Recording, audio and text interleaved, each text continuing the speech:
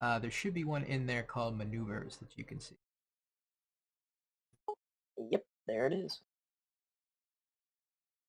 I see it too. Excellent.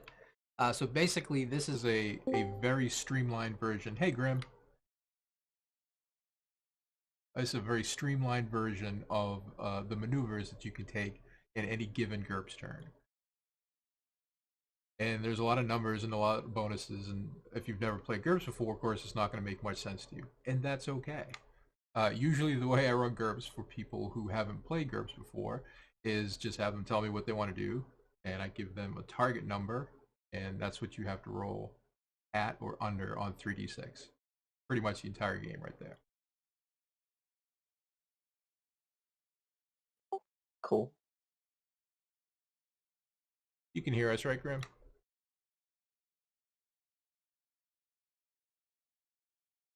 Okay, perhaps not. Ah, there we go. There we go. Yay! Welcome, I'm Grim here. Fire. Trouble is, okay, I'm typing as I use my push to talk button. Oh, gotcha. Do you know where to change that button?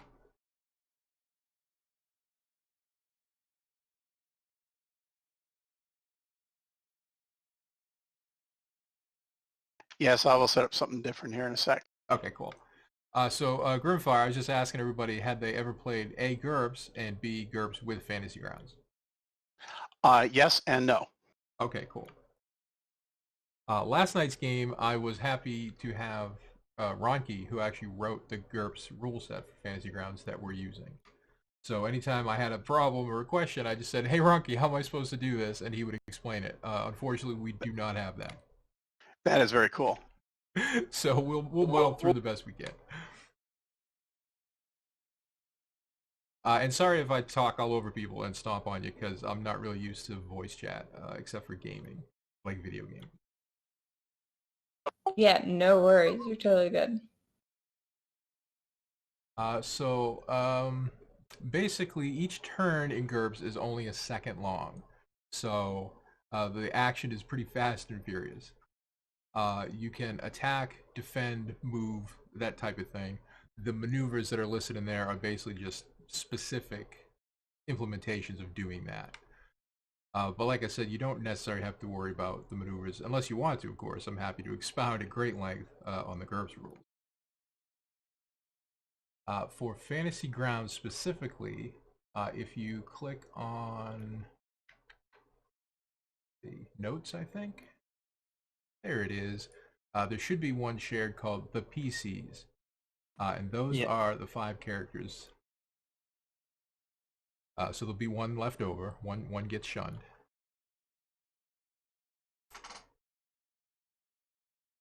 And I did this rather than just have people pawing through the character sheets, so that if there's stuff on the character sheets that you don't want other people to know, then they haven't already seen all your goodies.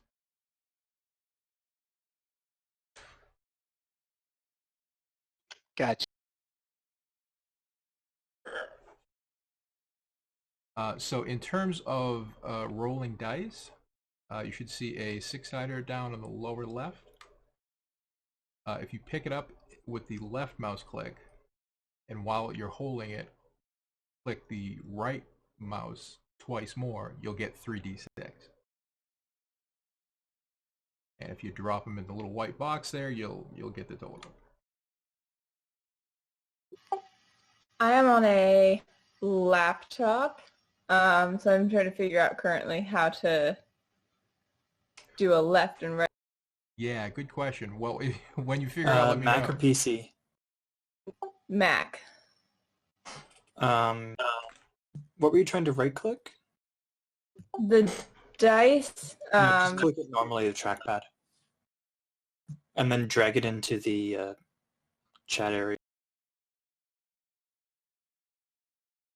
Although 3, right? Yeah, to get 3. That's the problem. I mean, I own physical dice, so I can just roll like physical dice, but then you guys can't see them, which is the problem. Yeah, I'm not worried about that. There's got to be a way to do a formula. I just don't know what it is. Would there be some combination of a Slash die 3d6. slash, or if there is a way for you to do like a an alt or control when you do the click? I tried it myself on my Mac and it didn't seem to like it. That's too bad. So apparently, yes, if you slash die space 3d6, it will do it.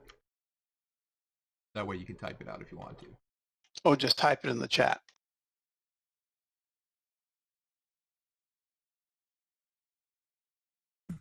I think that seemed to work, yeah. See, first problem already overcome. We are just rocking through this. Oh yeah, that works very well. Cool, cool. Perfect. Okay, that'll be my workaround. Thank you. That's Absolutely. perfect.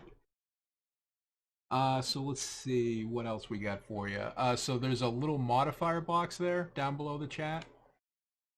Before you roll the dice, there will probably, GURPS is huge on modifiers. That is the bread and butter of GURPS. So if you're doing something crazy like I'm firing from horseback trying to shoot this guy who's running away in the leg, then it's going to be like a plus this and a minus that. You'll eventually get one giant modifier at the end. So you can enter that here in the modifier box, and it will apply to the roll before you roll it. Appears to modify the 3d6 rather than the actual how it's supposed to. It does, and that is a good catch. The thing is, once the character sheets are in play, the program knows enough to kind of reverse that, and so it applies the modifier to the target number instead of your actual skill. Right. So that'll be all good. So how about just to get things rolling, everyone roll 3d6, and the lowest roll will get to pick characters first. And if you want to wait till everyone else picks, then just pass your turn and we'll move on to the rest. But eventually, everybody will have a character.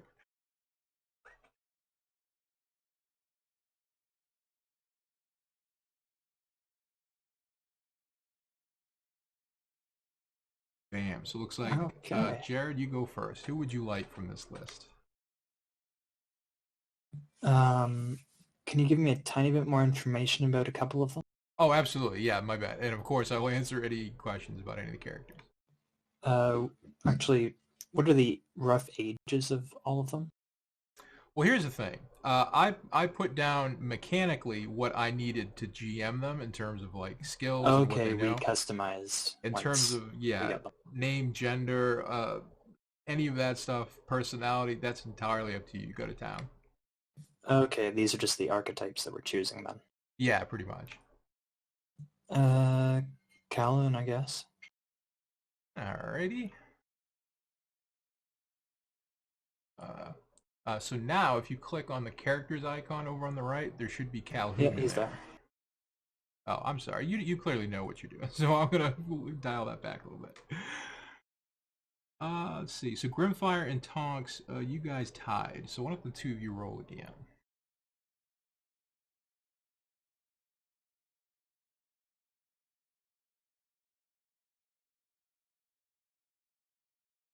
Okay, so Tonks, who would you like from this list?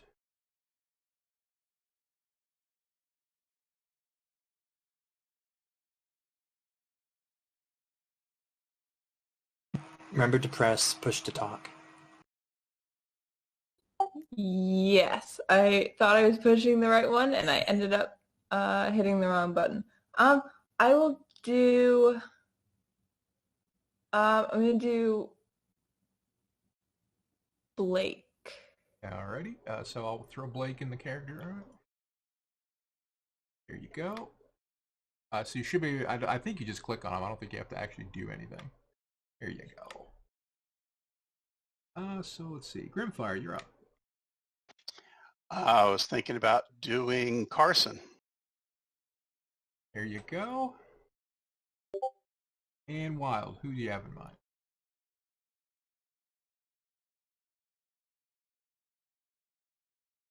Let's go with McCready. Oh, there you go.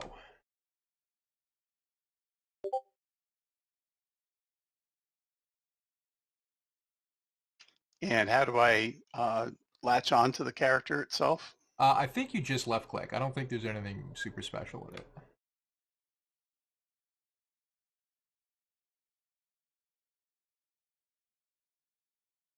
Oh, it's in the characters icon, the blue icon.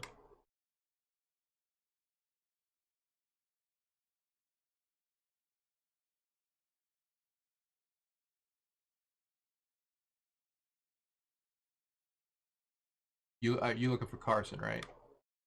Do I just drag it from PCs over to there? I don't think you even have to drag it. I think you just click it with the mouse. Okay. Oh, that's weird.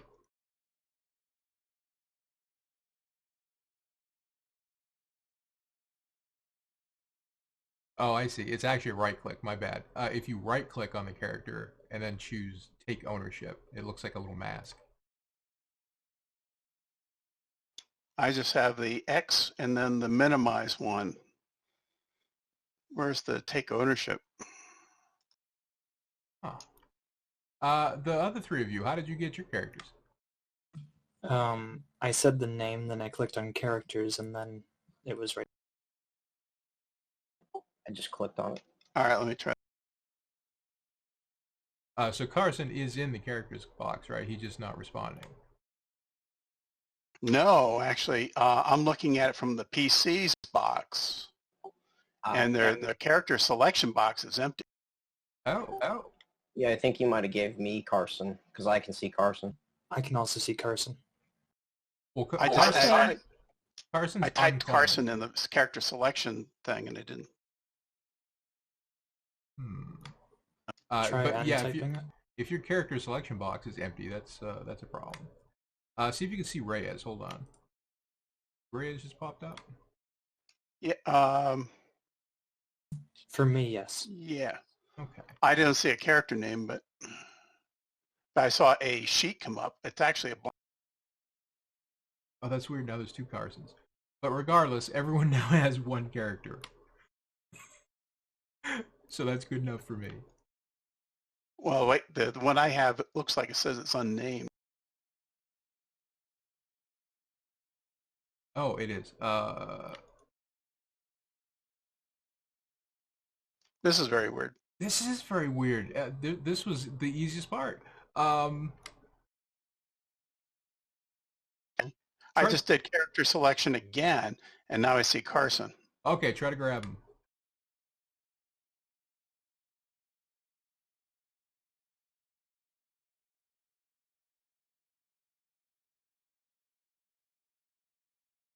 All There we right, go. that's better. Nice. It must have been like a refresh thing. I don't know. Yeah, because it was blank from the start, but then when I close it and open it again, then he showed up. Okay, cool. Well, now we're all good. So if you open the character sheet, it's much like a normal GURPS character sheet, which of course will be nothing to you if you haven't played GURPS before.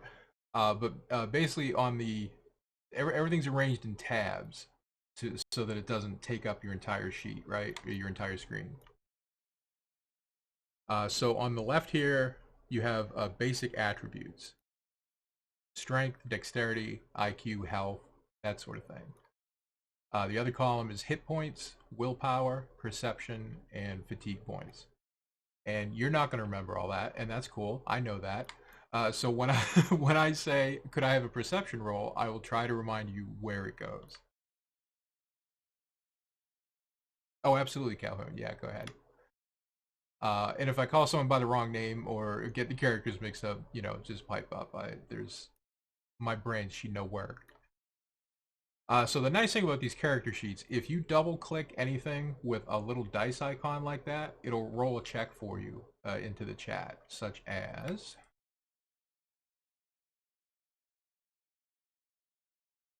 So whoever this character was... Do I have someone else's character? What is happening? Yeah, you rolled Calhoun. Name pending. And name pending up there is like, what? Yeah, I'm renaming him. Oh, I was rolling on your character. Yeah, you're rolling a Calhoun, formerly known as Calhoun.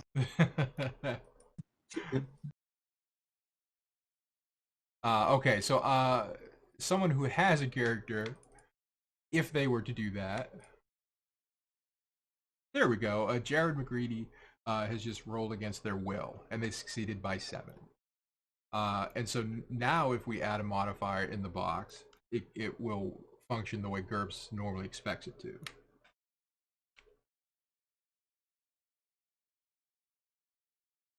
So it'll put the little -2 in there, and we still succeeded because McCready is just that cool. And then there's a tab for all of your skills. There's a tab for all of your attributes, things that you're good at. And the combat tab may, of course, come up. That's where you roll all of your defenses. That's where you roll all of your melee attacks and ranged attacks. If combat comes up, we'll get into all that then, but basically, just so you know where to find everything, that's where it is. So pretty much, if you see a dice icon on there, it can be rolled, and we'll end up doing that. Oh, let's get some pictures for you guys. If you click over on the right-hand side under tokens, hopefully there's a shared bag there called characters. So Yeah. there's not many in there, but I grabbed what I could. And if there's anything there that you want to use as a token as we're moving around the map. Border color matter? Border color does not matter now.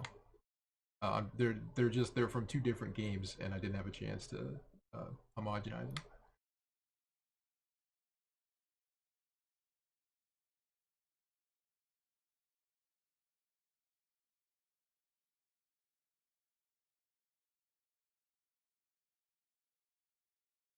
So what you want to do is on your character sheet, in the upper right hand corner, there's a little box that says token. So you want to drag the icon out of the bag and onto your token spot.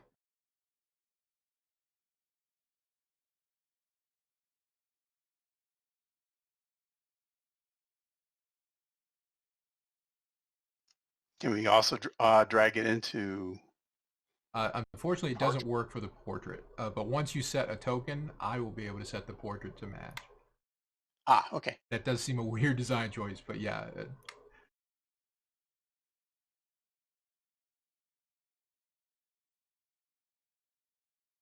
we go. We're populating now. Looking good.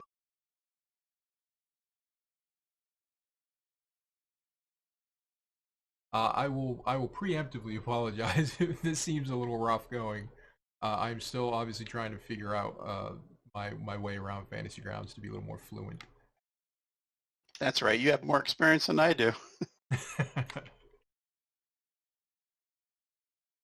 But I like what I see so far. Yeah, once you get trucking, the Fantasy Grounds really does a nice job. The strange thing is, it's the reverse of what I expected. You can actually play much more complicated games because the computer's doing all the heavy lifting. So I end up using all of these modifiers and optional rules that I would never use in real world because they take too long. But if I could just click a button, hell yeah. Yeah, that is kind of cool.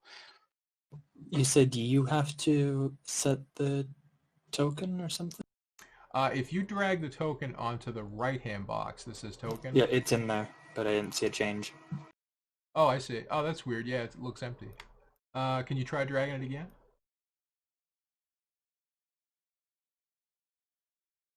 Onto the right-hand box, there is one there, but not the left-hand. All right, hold on. This is Blake, who I'm looking at, right? No. Juan Hidalgo. I renamed him. Oh, maybe that's why I'm looking at an old sheet. There we go. Okay.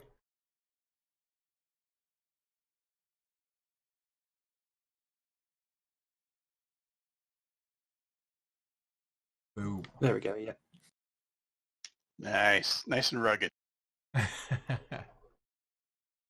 So Blake, all you have to do is choose a token. Yeah, I've got a token selected. I can't get it onto my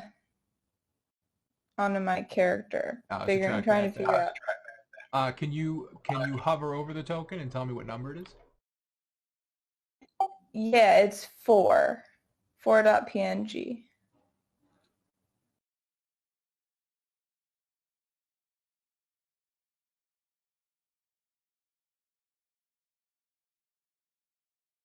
Ooh, okay. Another hurdle surmounted. Very nice.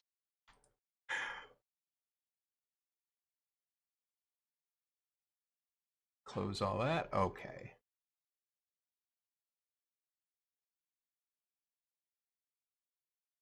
So rather than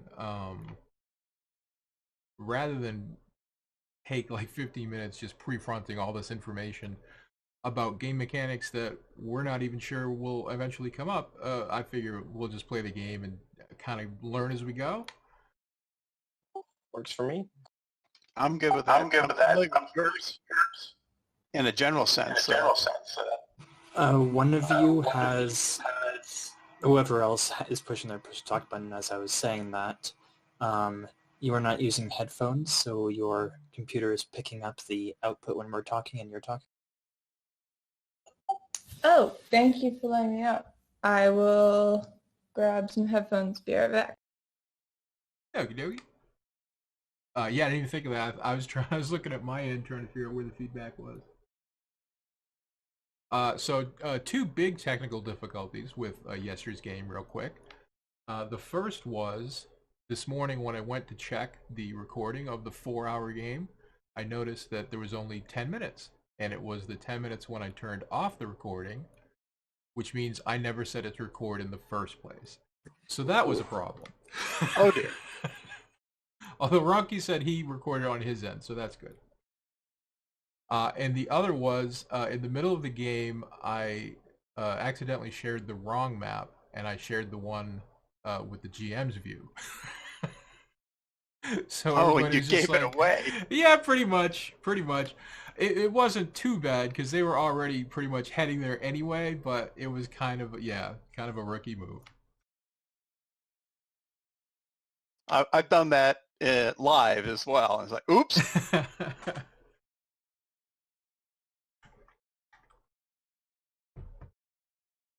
I'm sorry, go ahead. I was going to say, okay, everybody pretend you didn't see that. And they did. Yeah, they were nice. They were good about it. One little thing, kind of a quality of life thing. Up in the upper right-hand corner, there's like an artist's palette icon below the crowd of people. And you can change the color of your dice if you want to.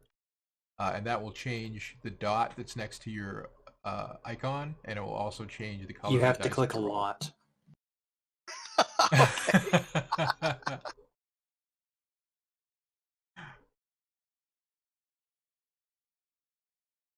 So now that you've had a chance to kind of poke around your characters, do you have any questions? Specifically, one or two you might have advantages or disadvantages.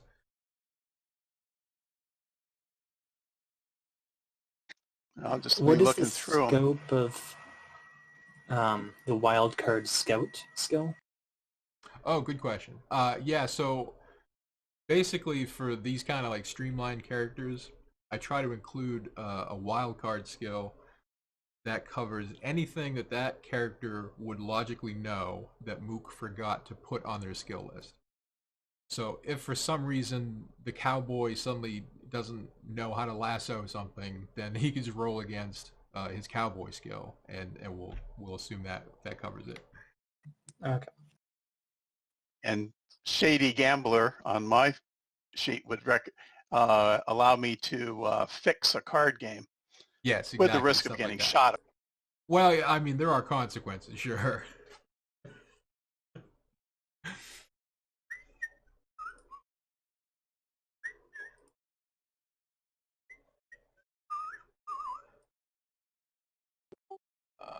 Just so I have, like, I sort of remember, but the luck, the way that luck works, I understand the time constraint, but does luck have you does it add like a bonus, or is it like a advantage kind of system?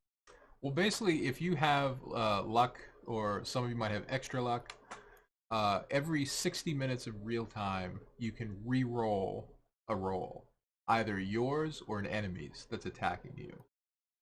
So if you are trying to, I don't know, defuse a bomb, and you fail, then you can use your luck and roll twice more and take the best of 3. Now you still might fail, but at least you get 2 extra chances to do it. Mook, could you give Pseudobot the Dutchman role so he can see this channel? Or whatever sure, role you yeah. need to see. That's a good idea.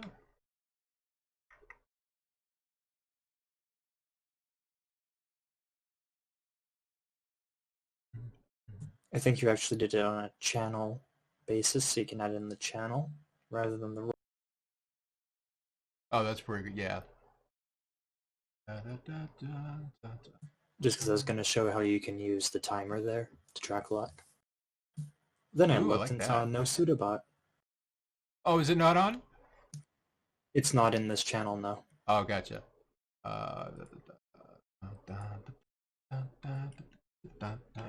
So you have to edit this specific channel's permissions. There we go. Oh, that's the voice channel. Is that what you meant? Will he come into a voice channel? No, Ah, okay. the Dutchman Players channel in actual play. Right.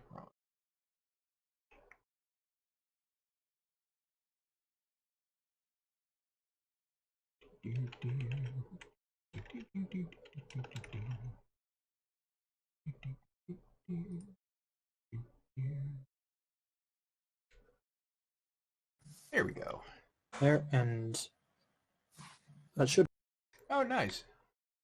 And so it gives a little ping when the timer runs Yep. out. Awesome. Oh, it didn't work there for some.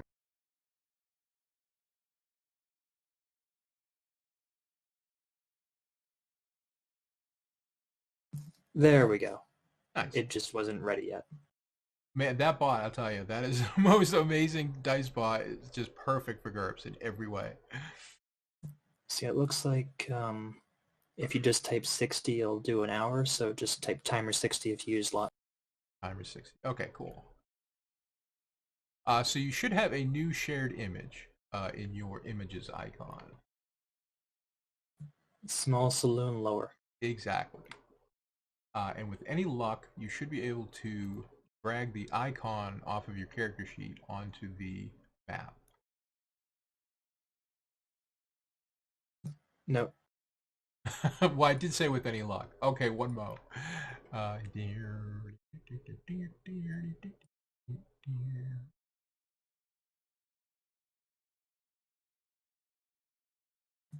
tried dragging all 3 different images of myself, top left, then left and right on the character sheet. Okay, you did that and it worked. Yeah, it's got to be a permissions thing or whatever, but at this point, it's just easier to do it. Cool. So the 4 of you are now on the map. Let's see. I can move myself once you've put me on there. You can move yourself around, yes.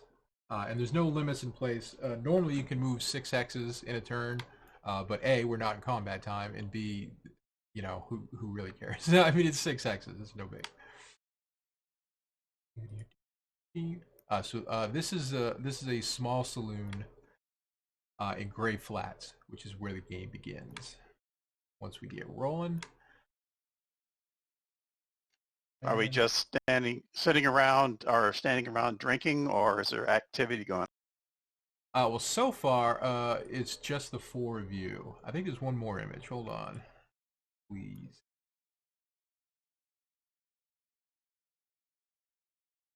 There we go. This is the one I wanted to show you. So there should have a new image called Gray Flats. Yep, popped up. So basically, you are currently in Gray Flats down the bottom there in the south. There's the Bar K Ranch. There's Fort Grant, run by the Army. They are here to protect the settlers, of course, from the horrible Apaches that they have pushed off their land. And the Apaches are now stuck in this canyon system up here, dominated by this giant mountain called the Needle, which you can see forever. A little further to the east, there is St. Francis Mission, a small Catholic mission that's been hanging on there in the middle of the desert. And all of this is supported mostly by Tombstone up there in the left corner, because they are in the full throes of their silver rush. So all kinds of money is coming into that town. All kinds of people are emigrating there. The railroad has even come through recently. So big things are happening. There are smaller ranches around, of course, but Bar K Ranch dwarfs them all easily. So that's the setup of where you are. Just as a historical point, if you actually want this to coordinate with real stuff in the southwest corner of Arizona, or sorry, southeast corner of Arizona, essentially the lower right corner, that points to north. Oh, I get it disoriented, huh? Yeah, because Fort Grant is north and east of the Tucson, Tombstone, sorry, and it's also north and east of the I'm going to assume the Gray Flats represents the Wilcox dry lake bed. Yes. So clearly this takes place in an alternate Earth. It all works. That's fine. Works. I'm just saying, if anybody wants to orient themselves in their head, the needle would be the Weaver's Needle up in the Superstition Mountains, and that's all northwest of all of this. Welcome back, Tongs. Hey, I'm hopefully back. Hear you loud and clear. My character's back. Excellent. Okay. Don't think I lost anything. Nope, all's looking good. Thank goodness. Okay. So the four of you, why don't you tell the party a little bit about yourselves, where you fit into this small ecosystem here? Probably start with McCready, I would think, because this is your saloon that we are all hanging out and drinking in. Okay, yeah. So I'm the owner of this saloon, and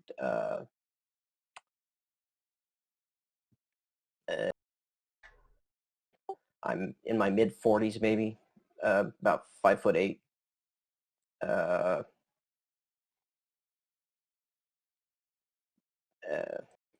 Can't think of anything else. Yeah, that's fine. I didn't expect like a huge. I didn't mean to put anybody on the spot. Just like I basically stole your description. Well, I own the saloon, and then and then threw to the wolves. So yes, McCready owns the saloon down here, and of course your profits have gone up, and so to all the world, it seems like you are just doing great. Carson, who are you, and what are you up to? Well, I'm a person of, I'd say, gambling persuasion, and I consider myself an entertainer for everybody, and I make a small profit to keep myself going. Of course, yeah, money makes the world go around. Hidalgo, Exactly. how about you? Could you say it again? You were being talked over. Oh, sorry, I was just curious. Did you say my character's name? Yes, I was just curious okay. Who Hidalgo is. Sorry, I didn't hear that because... Oh, good. I am Juan Hidalgo. I am a wilderness scout and tracker. I am originally from Veracruz, but I have been living near Tombstone for a number of years now. Excellent. And Blake, how about you? Well, I'm Blake, and just go by Blake. Nothing more, nothing less. And I work over at the ranch up there, and been trying to make ends meet. Pretty good cow hand, and this is kind of my my respite from hard day's work. It's pretty good place, pretty good people. Excellent. So it sounds like you've all been here for a while. And it's not a large town, certainly. So you've all come across one another. I wouldn't necessarily say you're friends. That's entirely up to you. But you at least know each other by sight. You're somewhat acquaintances. So this is a dark and stormy night, as it were. It's just the four of you here. McCready tending bar. The three of you kicking back. It's windy outside. There's thunder. There's lightning. A light rain, not too much, but you're basically just passing the time. At one point, there's a rather violent crash of lightning, and stumbling into the doorway. I need a token for this.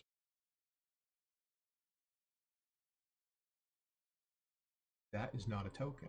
Well, while I figure one out, a person comes through the doorway, and you recognize him as Scabby Jim.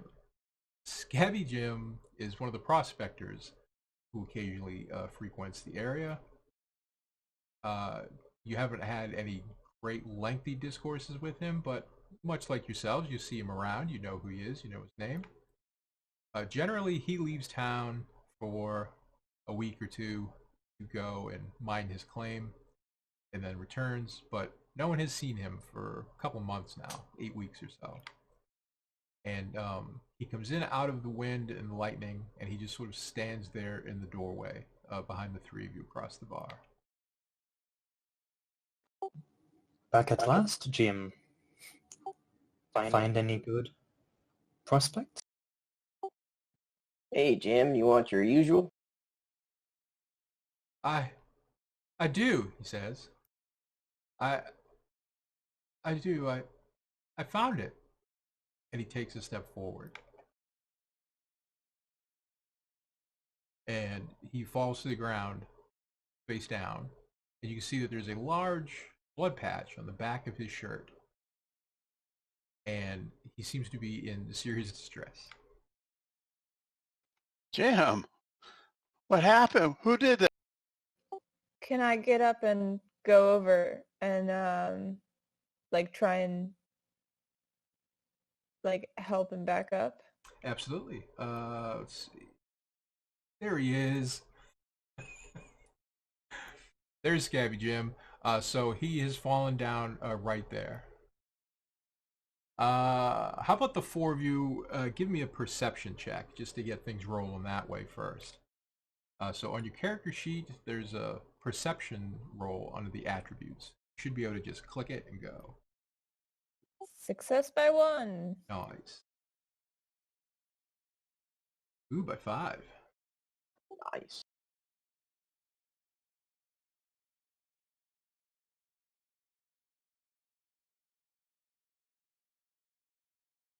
Juan, you were distracted.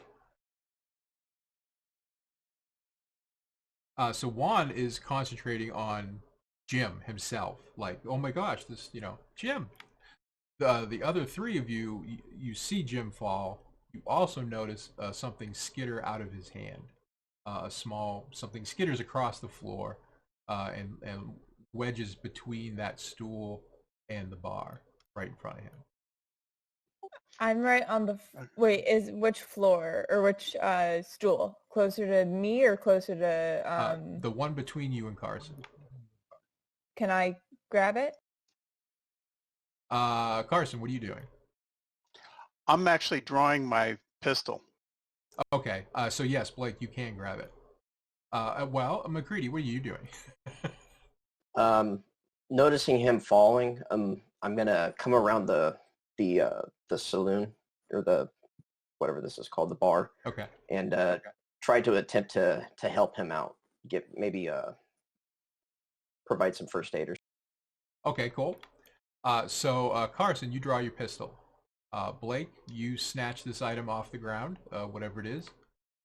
McCready, you come around the bar and you're about to attempt to help Scabby Jim.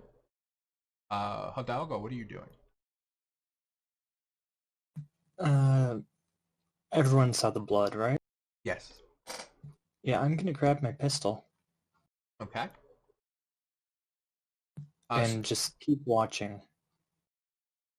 Do you want to go to a window, or do you want to look out the door? There's also a second floor Oh, here as well. change the trick. My what's it called? Scroll wheel doesn't work too well, so there we go. That's the Oh, way. okay, the phasing, yeah.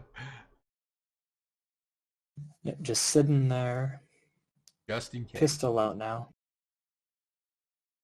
All right. So McCready, you attempt to render first aid to Scabby Jim, but it is immediately clear to you that he is almost certainly a goner.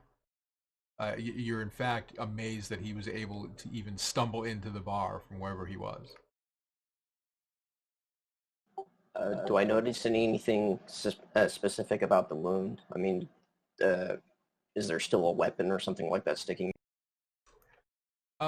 Give me just a general IQ roll, please.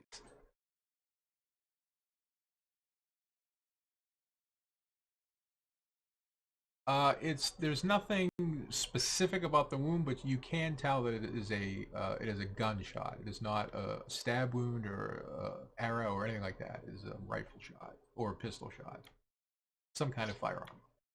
And none of us heard a gunshot anytime previous to this? You did not, although it was thundering pretty loud. True. Can I, as this is happening, I mean, I just grabbed this like thing that fell. Right. Can I like see what it is? Can I tell what it is? So you're gonna look at it in your hand? Yeah. Okay. Yes, it glints gold. It's about the size of a marble. I'm gonna turn back to Scabby Jim and say, where did you get this? Where did you find this? And you wait for a moment, and it seems that Scabby Jim will not be answering.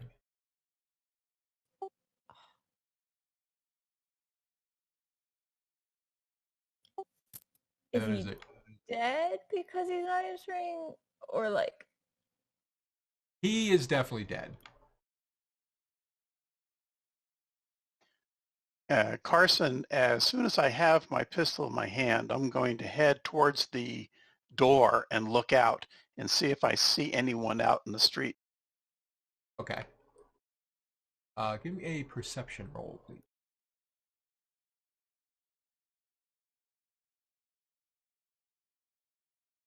So it's raining a little bit. It's drizzly. It's nighttime. There's an occasional flash of lightning. It's not really working with you. So no, you do not see anyone creeping around out there. Okay, and I don't hear anything like horses and such in between thunders. No, it is oddly quiet. Okay, I'm going to turn my attention to Jim then. Okay. Who would want to kill Jim? Such a nice guy. How was he killed? Can I?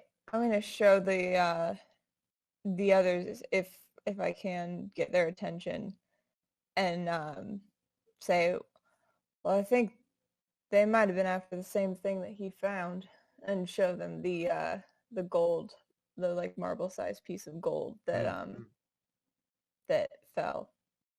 Interesting. That's a good sized nugget. Is that a bullet hole? You are right there. In the back of his jacket. Small hole? Or was he perhaps stabbed from the front? Can I do either like a perception or like I have first aid, if I can use that to like as my like knowledge of first aid and like medicine Gotcha. to inspect and see? Yeah, straight perception roll. And what is it you're trying to determine? Just more about his wound? Yeah, to see if it was like how big the bullet hole is, or if it was like a stabbing, or like to get more specific information. Gotcha. Cause of death. Gotcha. Yeah, perception roll, please.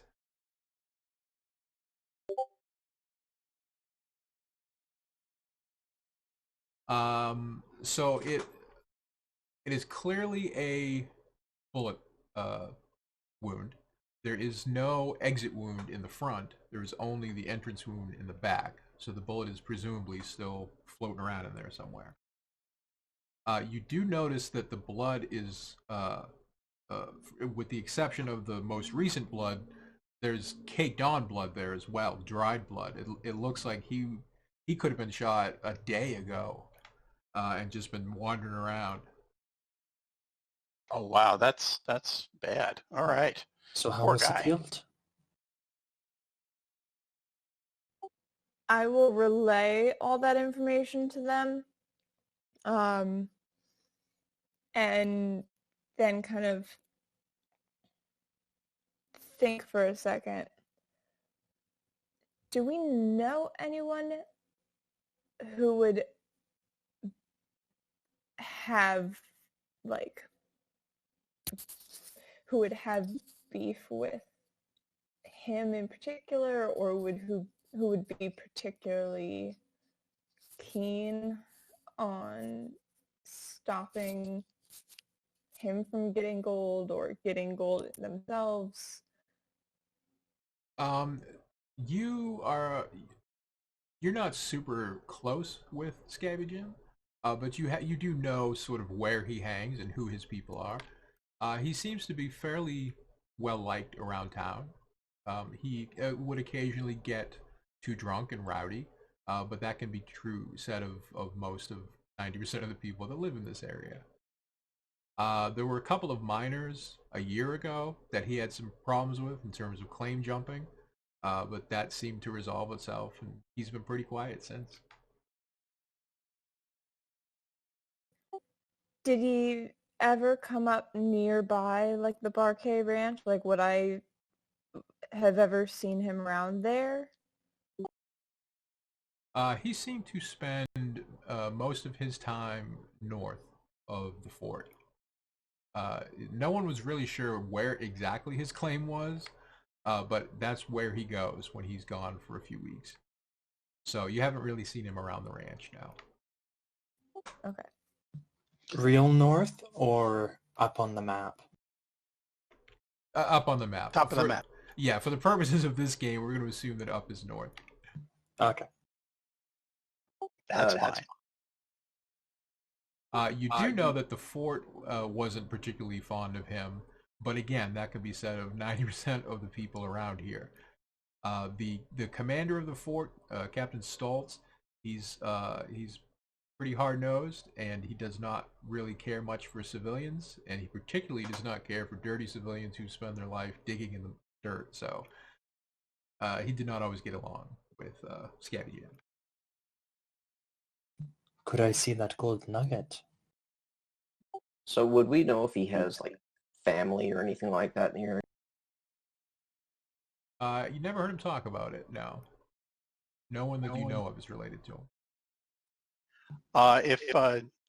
If Scabby is actually dead, I'm going to go ahead and search him carefully for anything in his pockets or anything that might give an indication of what happened. Okay. While you're doing that, Blake, are you handing over the nugget for inspection? I'm gonna look Juan in the eyes and kind of make very intense eye contact, but yes. It is not yours either. Yeah, and looking at it, I'd like to use my Scout wildcard to determine if it looks like it's been eroded in a river or if it's from some other source. Ooh, no one's ever asked me that. Yeah, roll away. This was definitely mined from the ground. It was not panned out of a river. And this guy, he panned mostly, right? He did mostly pan, but he did have digging equipment. He did have picks and whatnot. Maybe looking for a plaster deposit. He did not find this nugget in the river. Perhaps he found a claim, perhaps he found someone else's claim, and they wished to silence him. That's a pretty good hypothesis there. Or Perhaps somebody he jumped killed his whoever way. it was. He was able to escape. Why would they not finish the job? Perhaps he left a blood trail. Do you want to head out and see if we can find one? Do we know if what kind of animal that he used? Did he use a mule or did he have a horse and a pack? He did have a pack mule. Well, we should take a look outside around the saloon here and see if we can spot anything that might have belonged to him that he can't.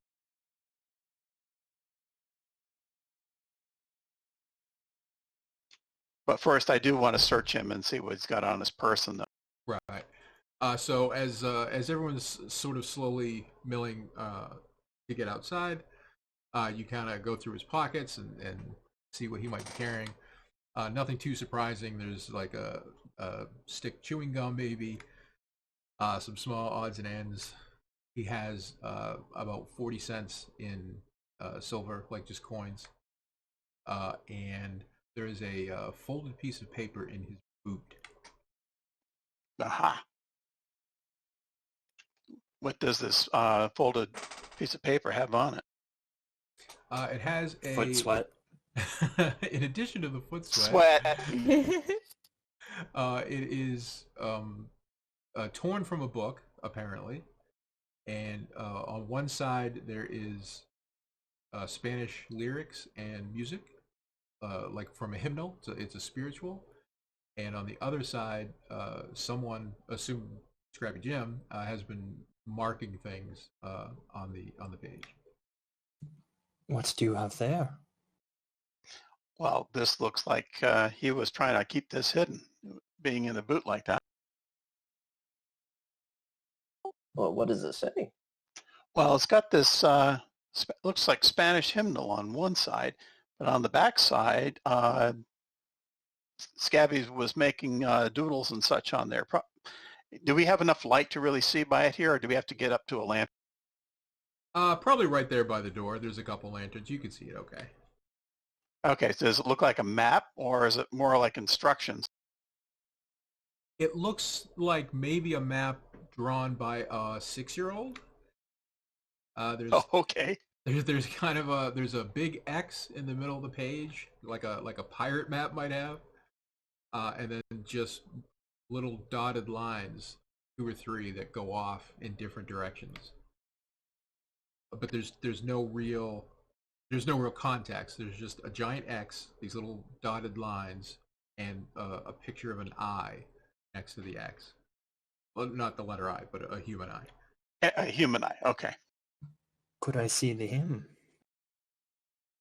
Certainly. Can you read it? Is it just a random thing, or does it have any relevance?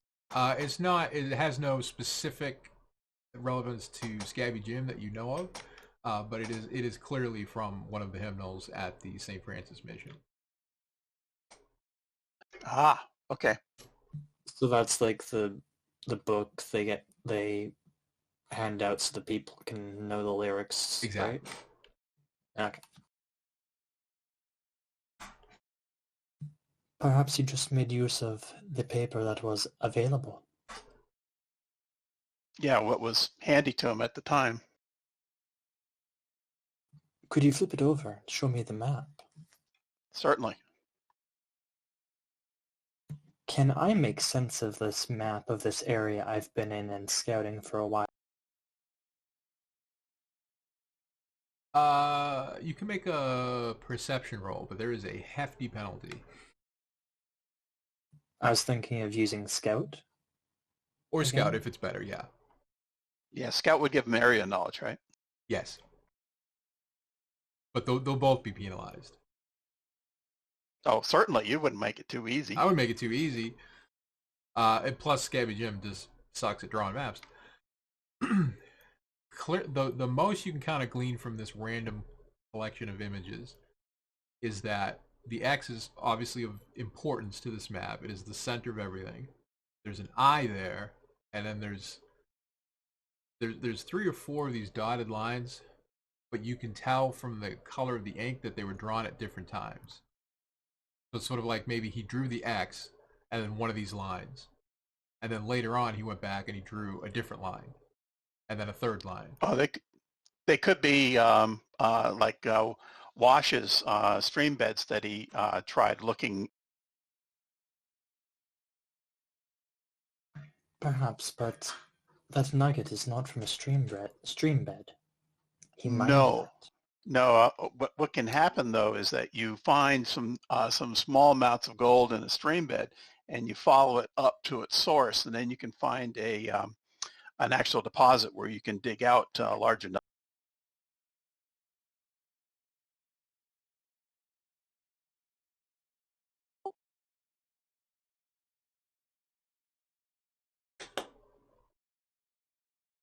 So what shall we do now?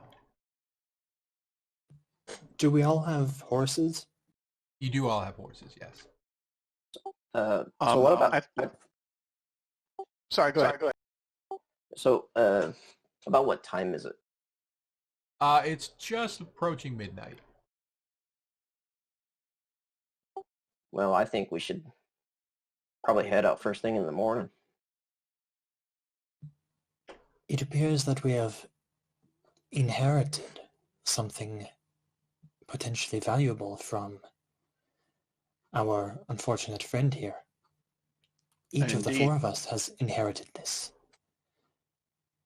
We Quite. do not want a dispute over the estate, so we should all leave together tomorrow morning to try to find where he came from and where the gold is.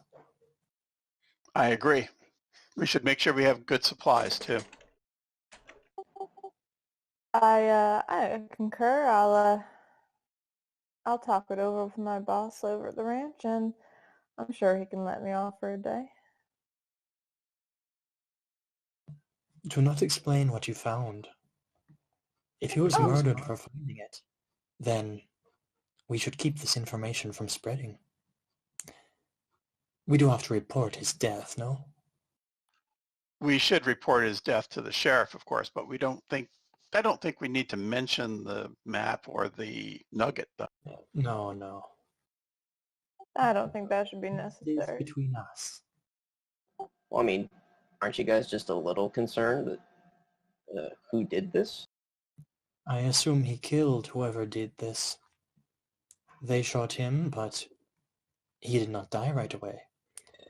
So either they are a horrible shot and just kept missing him, or he fought back. Does Scabby have a gun? Is he known to be carrying a gun?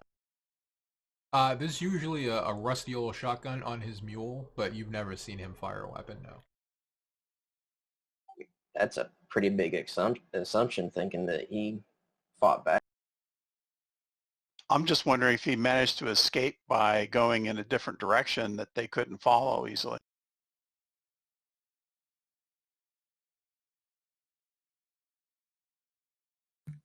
Perhaps, in which case they do not know where he went or where he is.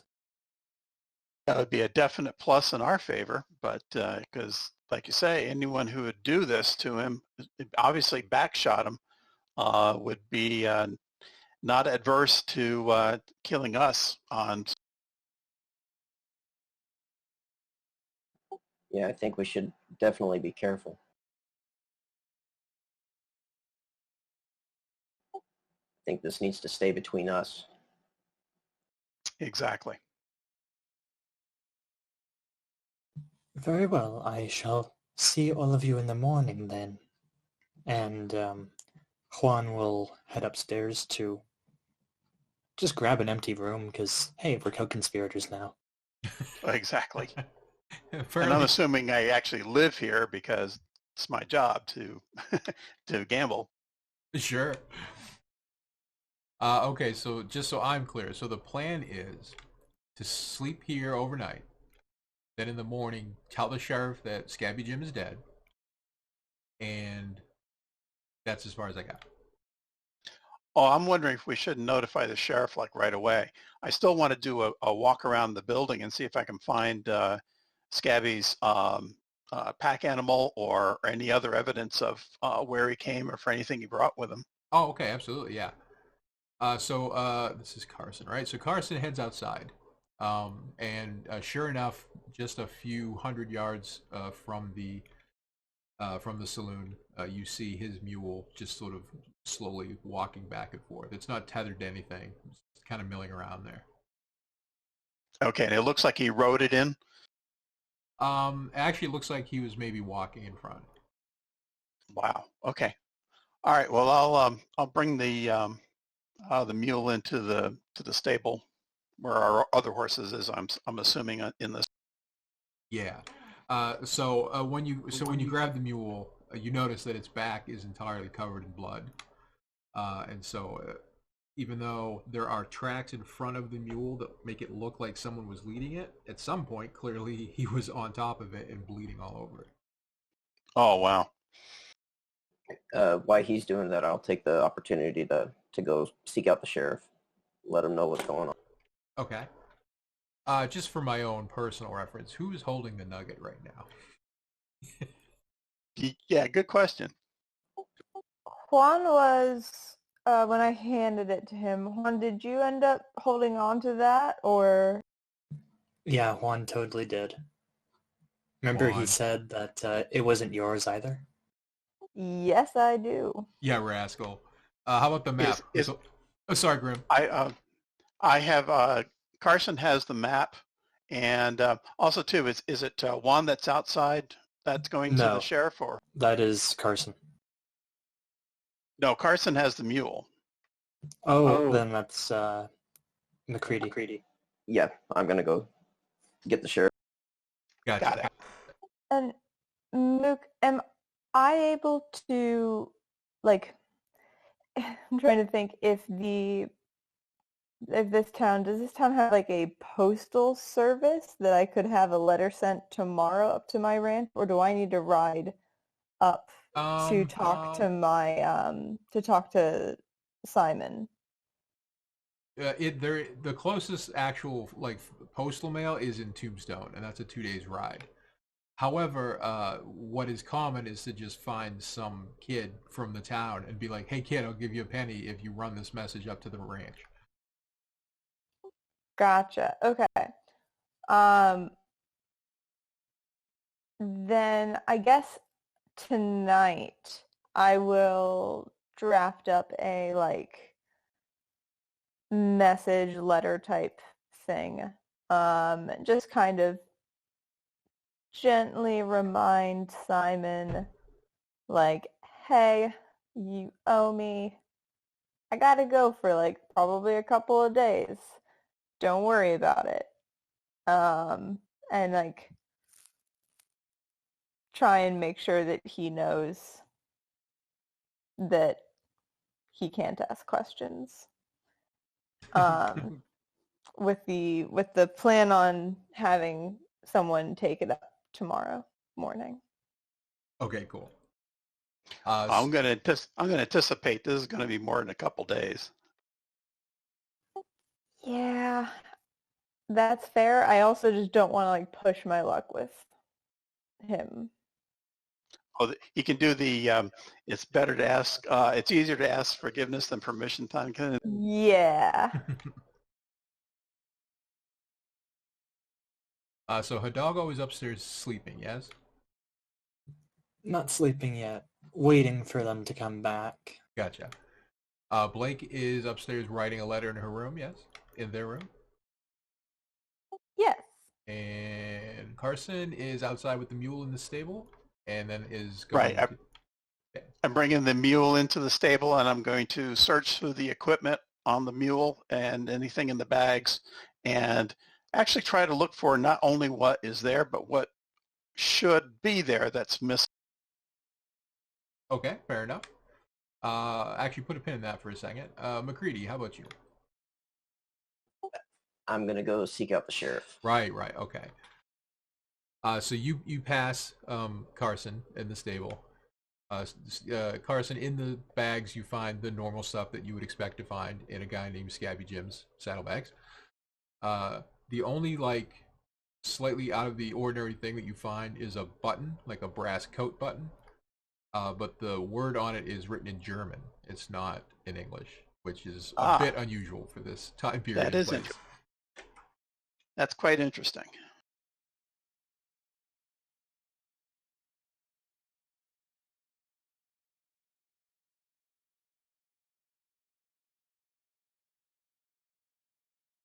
So you retrieve the sheriff, or one of his deputies actually, because it's the middle of the night. They ride back with you. Getting shot, getting killed is not entirely uncommon out here. It's not really the wild frontier, but it's frontier enough. So he asks you what you saw. You're all well known around town. None of you are particularly suspected of any kind of having scoundrel tendencies. So he basically just has people come out, take the body back so that they can hold on to it and try to contact his family.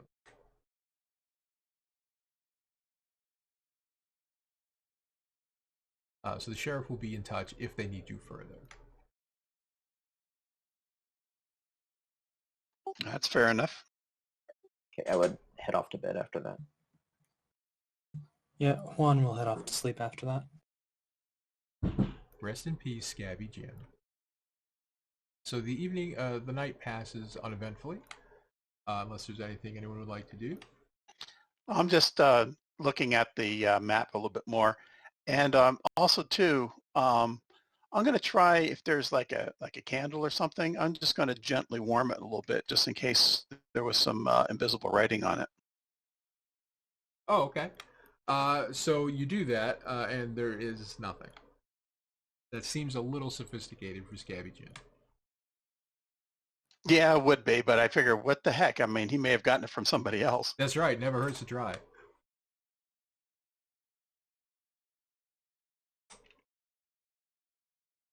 So morning comes. Cock crows, wakes everyone up. The sun is streaming through the windows. The events of last night seem oddly surreal. So what is on deck for this morning?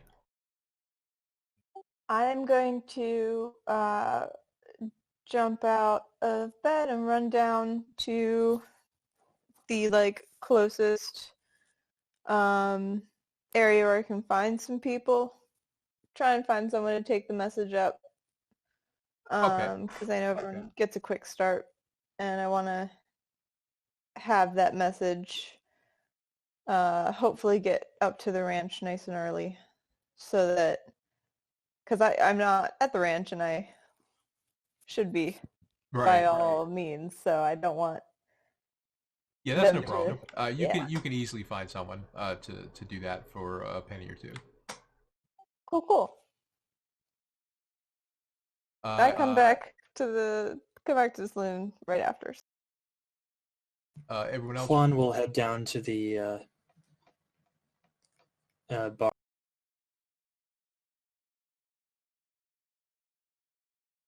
So eventually, I assume you all make your way to the tap room.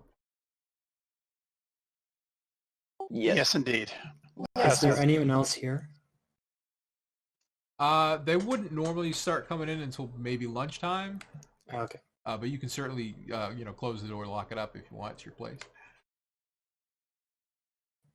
So, are we ready to continue? After some coffee.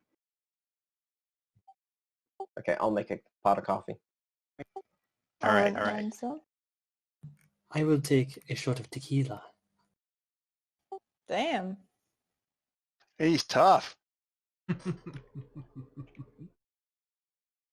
We are going on a grand adventure in search of gold. Of course, I will want to be feeling my best. Blake kind of gives you look up and down, kind of looks back at her coffee. I'm sticking with coffee myself. So what's the plan then? I mean, do we really even know where to start? It was raining last night, but The ground is dry here, and the water soaks right in, which means that the blood also soaks right in. There should be somewhat of a trail still available. Right. If you can follow any kind of trail that he might have left, that would be the best bet. Well, what about checking out the mission? I mean, that page does look like it came from a hymnal. He Oh, could yes. have just used the only paper available to him at the time.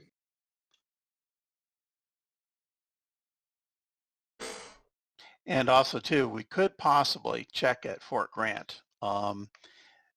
I kind of know the commander there, and he might be able to give us some information about what's been going on in this area.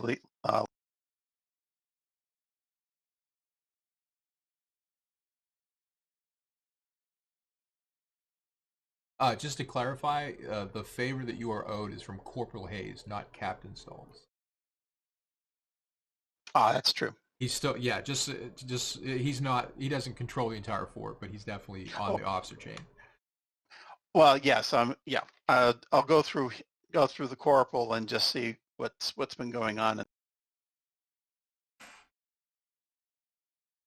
And just as an aside, in terms of like GM style and the way I structure adventures, I don't really. So, like, don't feel like there's some railroad that you're missing or some hooks that you're not picking up on, because you can pretty much do whatever you want. I'm down with it.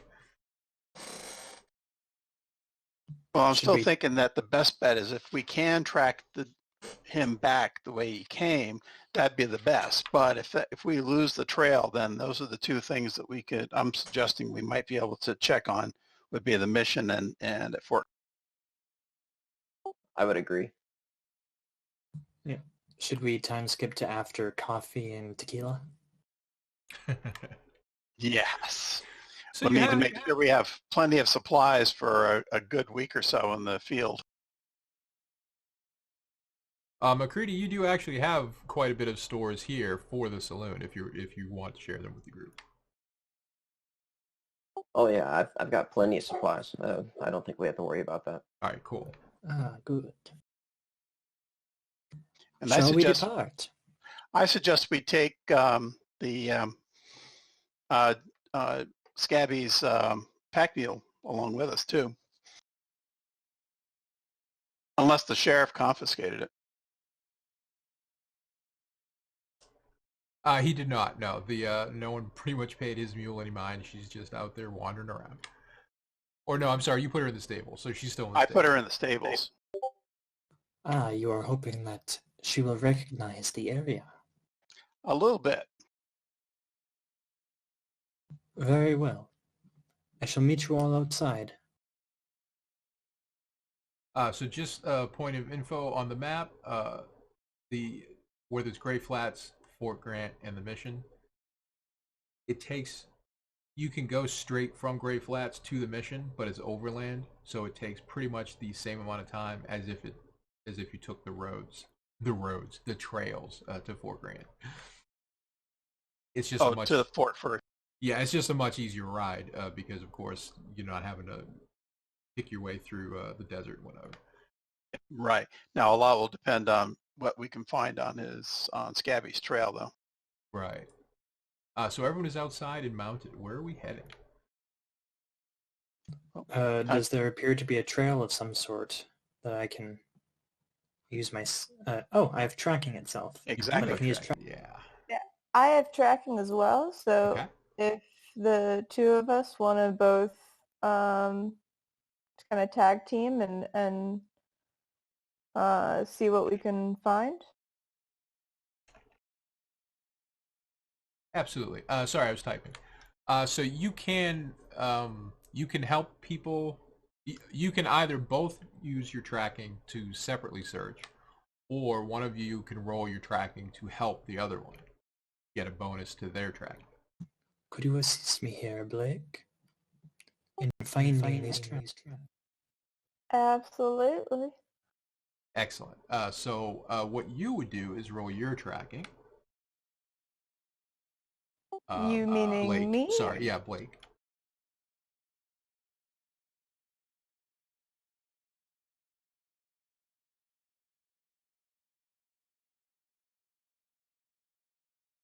Okay, nice.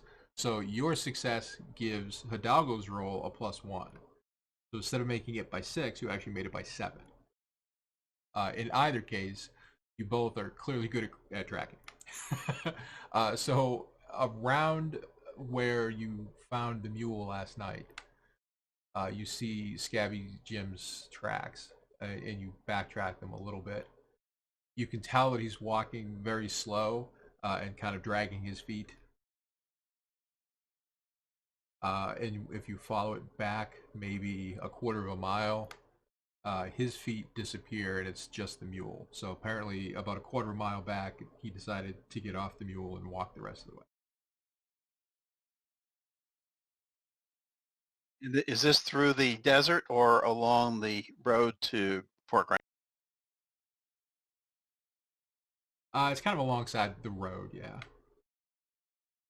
Okay. the trail, Heading in which direction? heading towards the fort. Shall we follow him then? I think it's our best lead. All right, vámonos. Onward we go. To the fort. All right, so I'm going to close this. Here.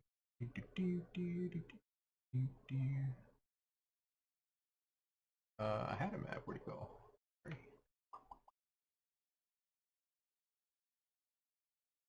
We should close the map to the bar. You can. You don't have to. I closed it on my end. I'm just trying to get out of my way. Okay.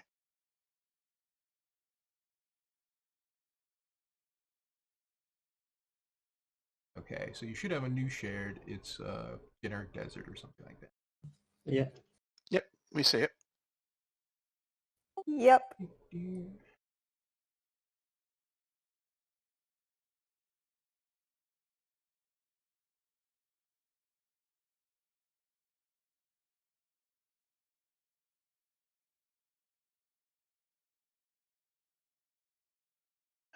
While we're moving, do you want to establish a movement order? Those are some tiny horses. Are we traveling bottom right to top left?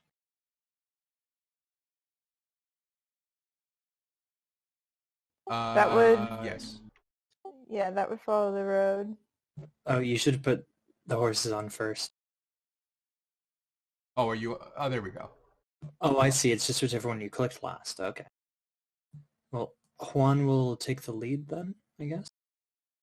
Yeah, I'll go after since we're both tracking and I'm helping.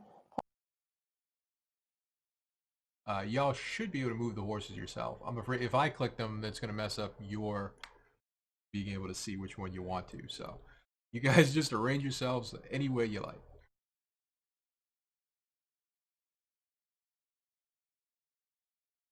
So you head out. You're fully supplied. You follow the trail, and it starts getting a little spotty, but you're both really good, so you catch it. And it's almost a full day's ride to the fort, unless of course you skip, any kind of break, and you can probably get there quicker. So are you trying to really bust yourselves, get there fast, or are you just gonna take the normal day and maybe sleep overnight, get there in the morning?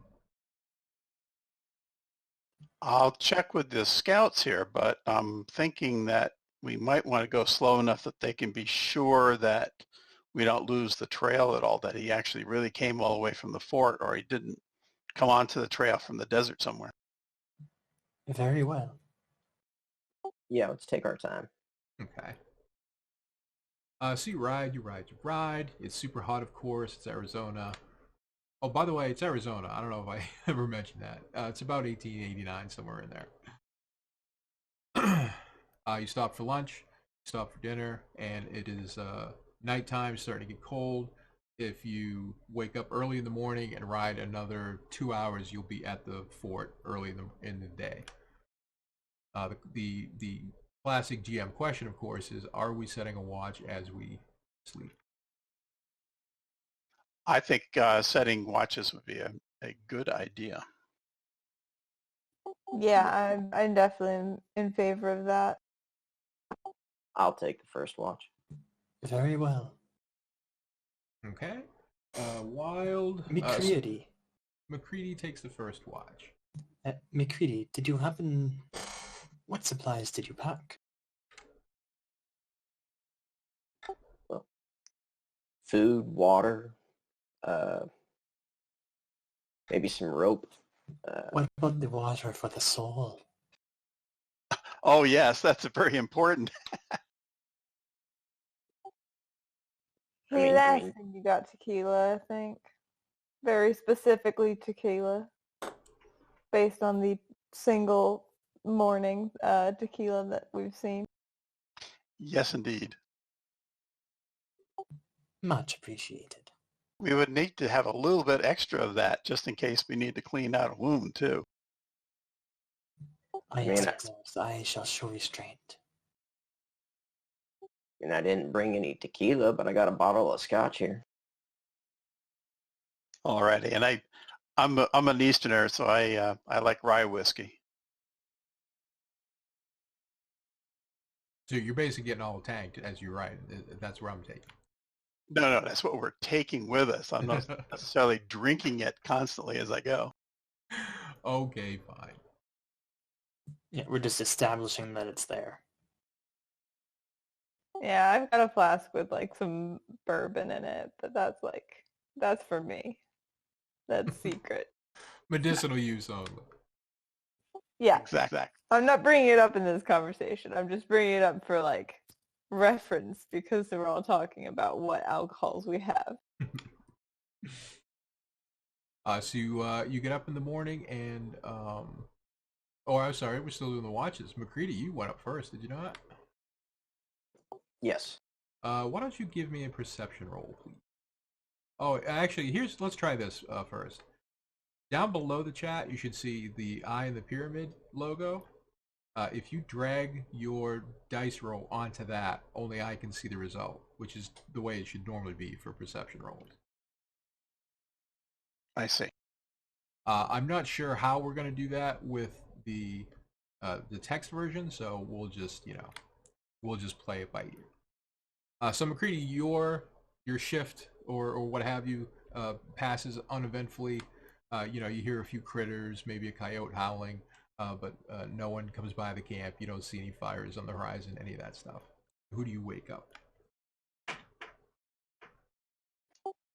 This is Carson. I'll take the next watch. Okay, Carson, same thing. Can you drag a perception roll into my dice tower, please?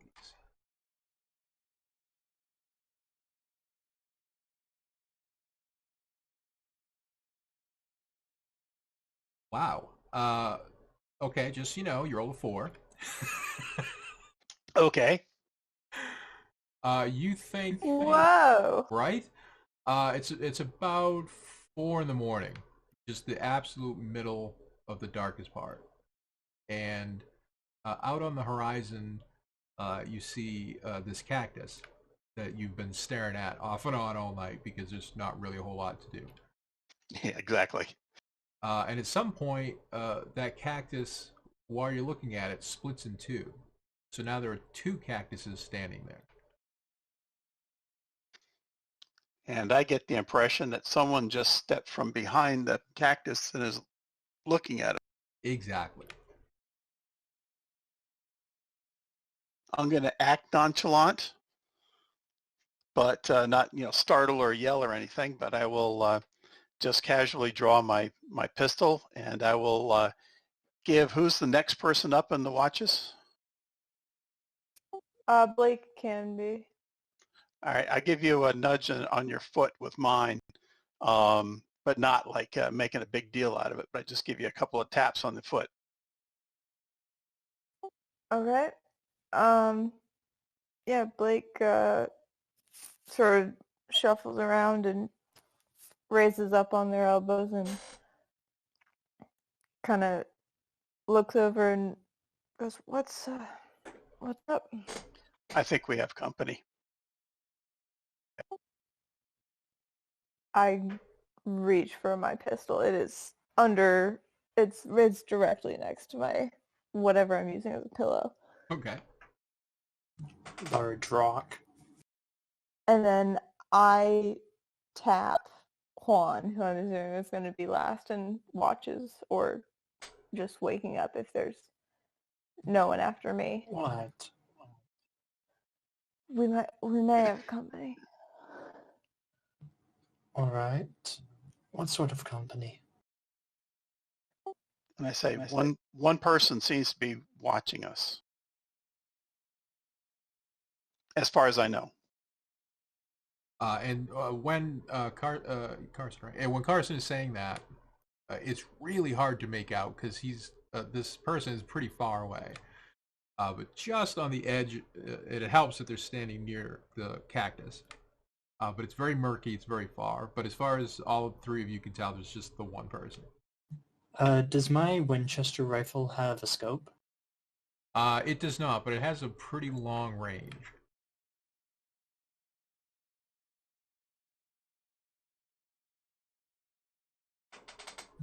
So we are being watched.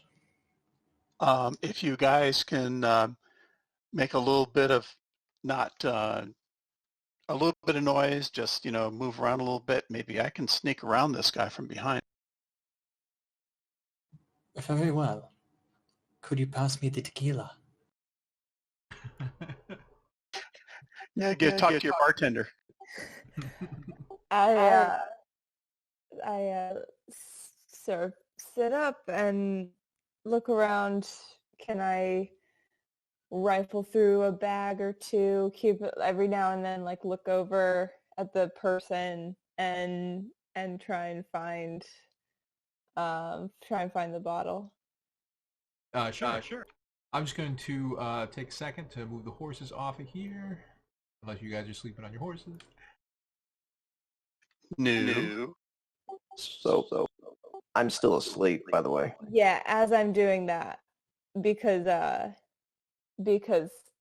we're now like fully engaging, I am gonna rifle through and clink some bottles together and tap Carson and whisper, "We've got company." Kind of stay quiet, but Gotcha. yeah, wake him up. So that's your campfire there in the middle. So that's like, just to give you some reference point.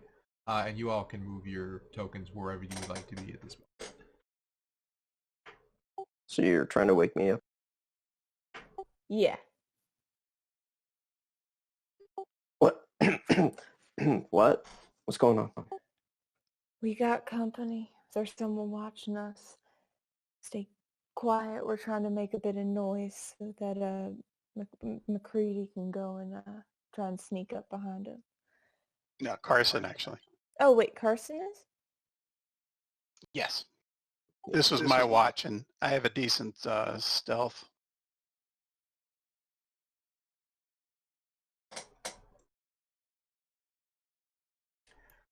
So let's see. Hidalgo's way out there, but the three of you over there by the fire, can you all roll a perception? Two of them. One of them sneaking around elsewhere. Well, this is Carson. This is where I started. Now, in which direction is the person that I observed? He is in that direction. That's not the scale course. He is way farther away than that. We can see what he is, so we know what he is now when you hover over it. Oh, sorry about that, yeah.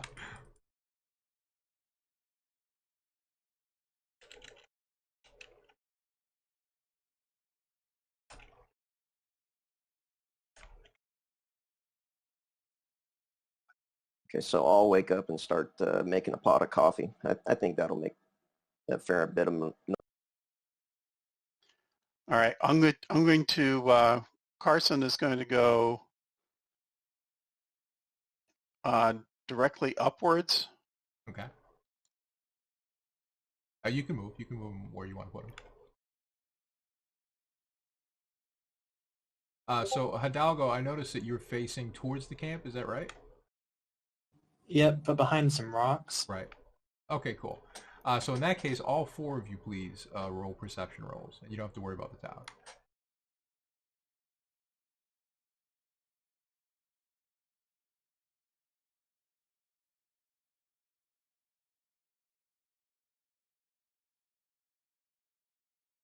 Where exactly am I supposed to...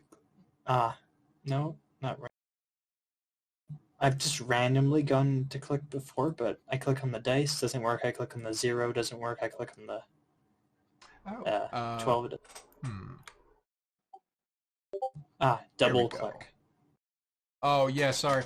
Some of them have a large D6 icon. You can single click those, and some of them have like a little one in the corner. You got to double click. I'm not sure why they're different. So there I've just been grabbing it and dragging it into the box. Or you can do that too, yeah. So Hidalgo, it kind of makes sense that you didn't quite make this one, because directly beyond the fire, where you can't see, the 3 of you have all seen Carson while you were moving as well. Okay.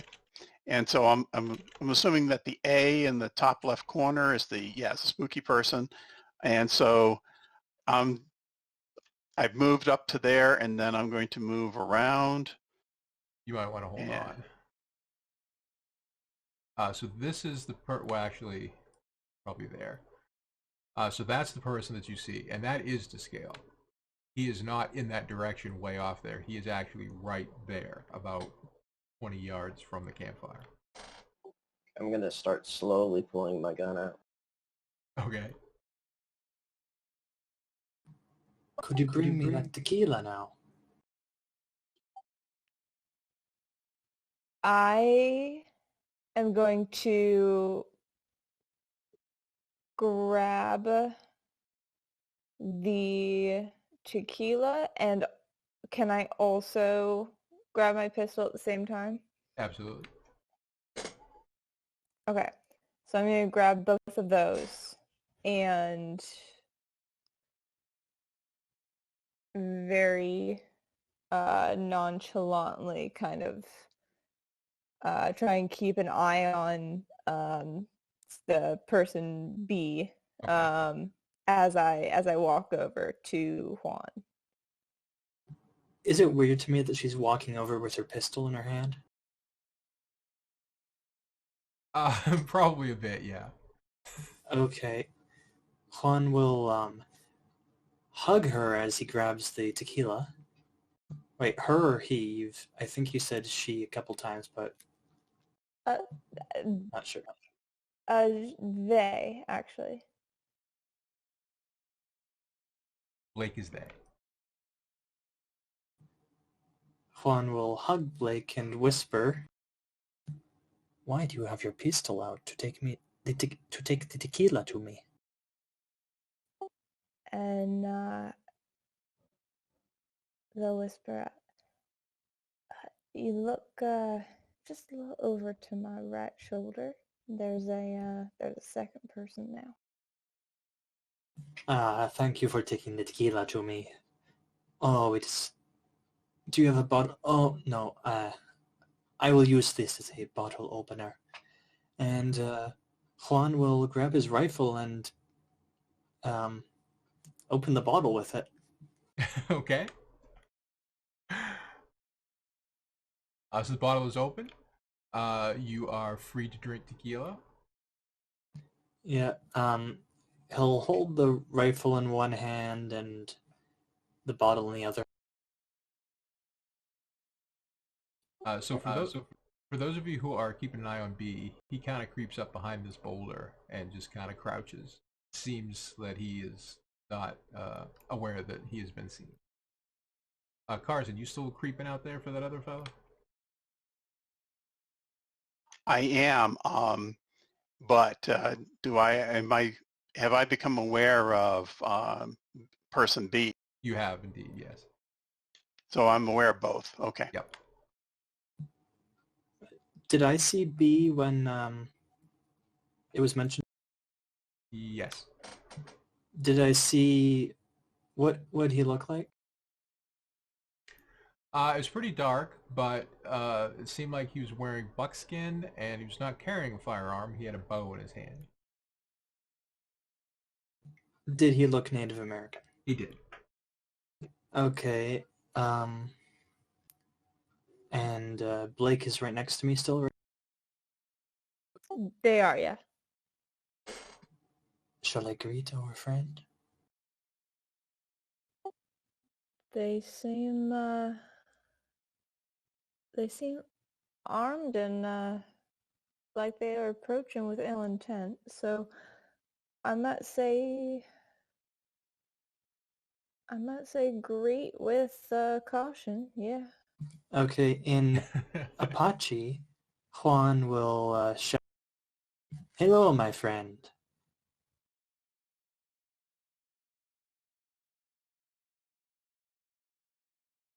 There's a moment's pause, and then you hear a voice from far away, from A's direction. The voice says, "We are not your friends. You have stolen from us." What is it that we have stolen from you? I assume he responded in Apache? He did. So the rest of you, apart from Juan, have no idea what they're talking about.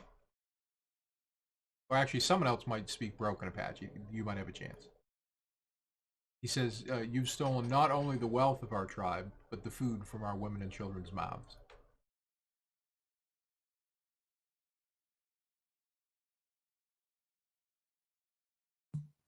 I do not recall having stolen anything from anyone.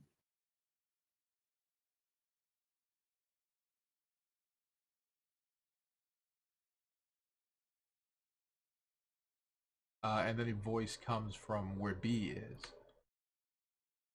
And he also says in Apache, "I am sorry, my friend."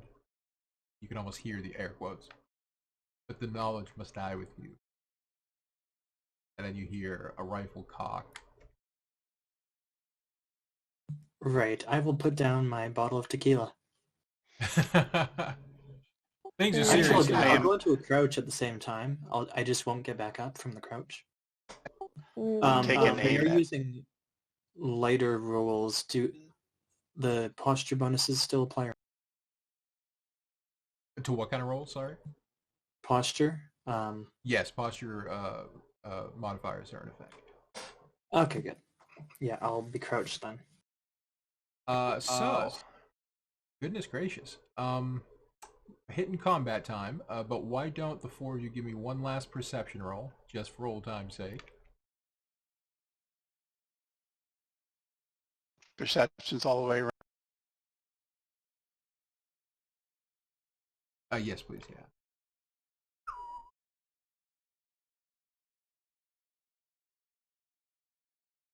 Okay, so enough of you saw that I'm just gonna, to make life easier. There is another fellow here. And I'm taking aim at B. Okay. So now we're gonna hit the old combat time. Juan, you look like you're fastest in the combat tracker. What are you doing? It is your action. Well, I've got this nice rock here, so I'm just gonna stay crouched here and look at where my air quotes friend is. Okay. Can I wait to aim when he pops out? Yes. Basically make a perception roll. Right now? Yes, please.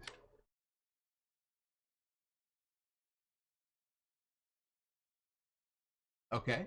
And so if you see something pop up over that rock, you will have an opportunity to shoot at it before it is able to do anything. I'm looking at aim specifically? Yes. Oh, so you don't want to fire if you see, you want to aim. Yeah. Gotcha. Yes, no problem at all. So one is aiming. Whoops, didn't mean to do that. Hold on. Technology is hard. Yes, sometimes it can be. Blake, you're up. Okay. Can I take a question actually about the pistols? Because it says I have a +1 when using my father's pistol. Is that already included in my like overall? Yeah, anything that's on any of the character sheets like that that gives a bonus it should already be factored in. Yeah. Okay, great. Can I oh, person B will probably have cover if I take a shot at them because they're behind a rock, right? Yeah, they will be at -2 because they're behind the rock. Aren't they hidden from sight right now too? And at the moment they're sort of milling around back there.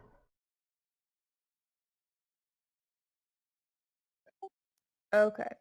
Then I think I'm just gonna move to be like in cover from person A. And just move a couple like a space up. Like there? Yes. Cool. And for now I will hold. Sorry, I can't remember what that is specifically. Do you want to wait called, for a but specific trigger? Yeah, it's called wait. yeah. I guess when the first enemy shot is taken, like when when people start actually firing, I would like to take a shot at person A with my pistol. Okay. Sounds good. Jared, you're up. Maybe stick with the last name. Oh, of course, sorry. McCready, all you. Okay, I'm just gonna take a move action, and I'm gonna position myself kind of that way I Okay. get out of line of sight and maybe get a little cover against C. Perfect. And Carson, I'm afraid you're a little slow. So spooky person B gets, or spooky person B, apparently. Spooky person. Spooky Press person. on. Carson, it looks like you are the closest to him. So he's going to be a butt, and he's going to actually take a shot at you. Oh, that's too bad.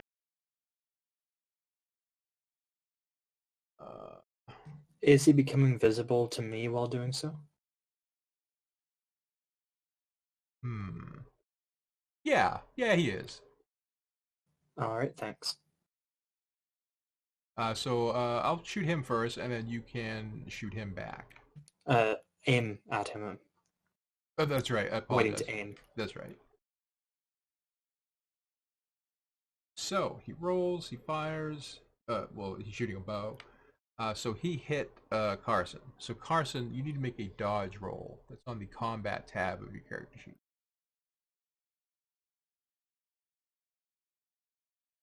It might not say it there, but you can also Combat drop? tab. Or drops just for bullets, right? You can retreat for an arrow. You can retreat for an arrow, yeah. Which means you move one tile away and you get a plus. It doesn't 3. have it there. I forget what. Yeah, it's +3, yeah. So Okay. on your, so if you open your character sheet on the right-hand side, there's a combat tab. Right. And up at the top, there are defenses. Right. Okay. So if you can dodge in the hex that you're in and maintain the cover from the other direction, or you can move 1 hex backwards, but that will give you a +3 to this dodge. If I were to move between the that brush and the rock, would that help me against my shot from Well, yeah, I'd still give you a retreat. Why not? Okay, so I will move. I'll move one that direction, Okay. and Add a plus and 3 do the to your retreat dodge. there.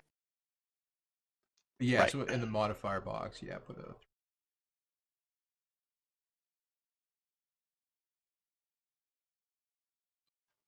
So looking for, where is that modifier? Bottom left-hand side, click on the 0 and type 3. It's next to the eye in the pyramid.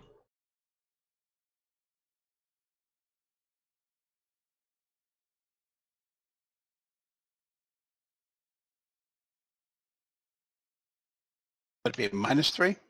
Plus. +3. You get a bonus because you're retreating. It's a bonus to my dodge. Yeah. Okay. All right, and then I click on the my dodge on the character sheet and roll. Exactly. And apparently you have to double click it.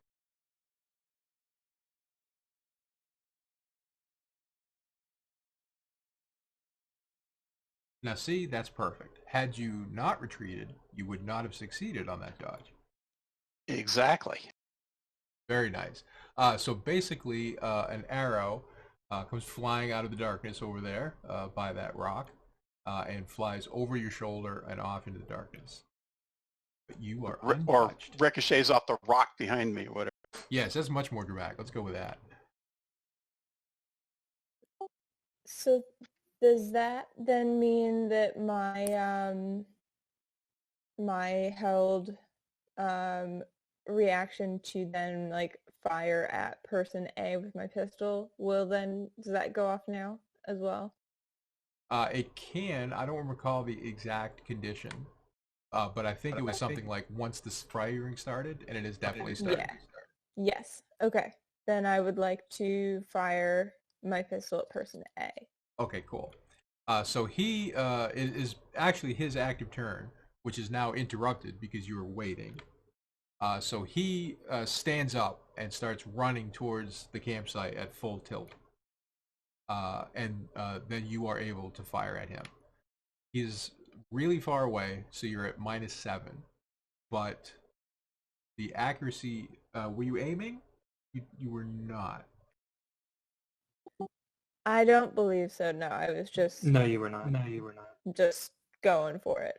So it'll be a long shot, but you are welcome to take it. Cost you nothing but bullets. Okay.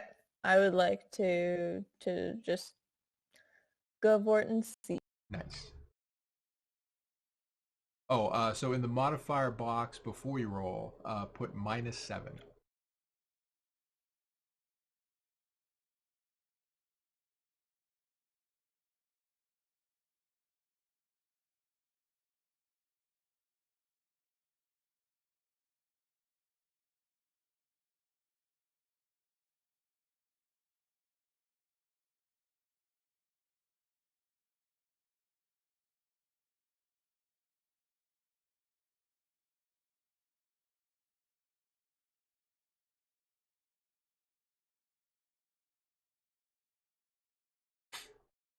And then click your, is this a pistol? Rifle? Shotgun? A pistol. I'm trying to figure out how to... Oh, no worries. There's a little arrow icon right next to the name. Hit that, and that should pull down a thing that says mode, level, damage, etc. And just double-click level. A circular arrow facing up. Oh no, the wrong one, sorry. You want the arrow facing down next to it.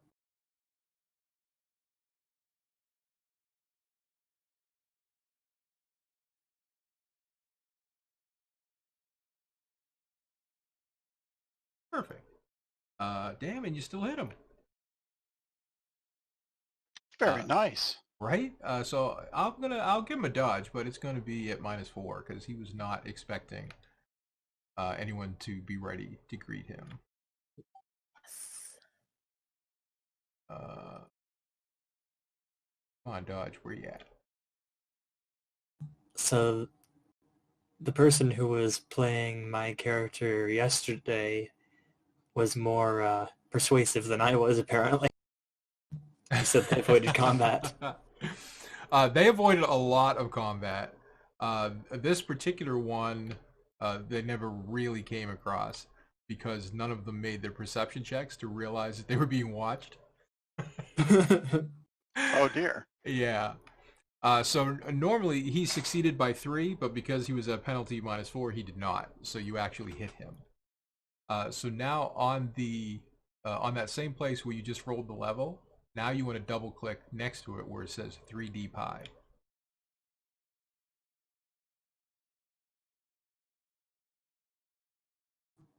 We are not doing damage types then?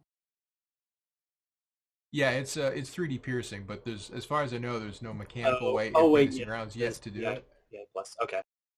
I am told by Ronki though that in Unity, the framework will be there that he will be able to automatically do things with the damage type, so that will be super handy.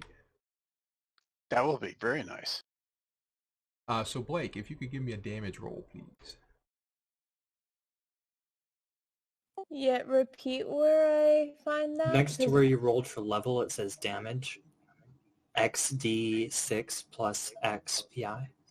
Double click that.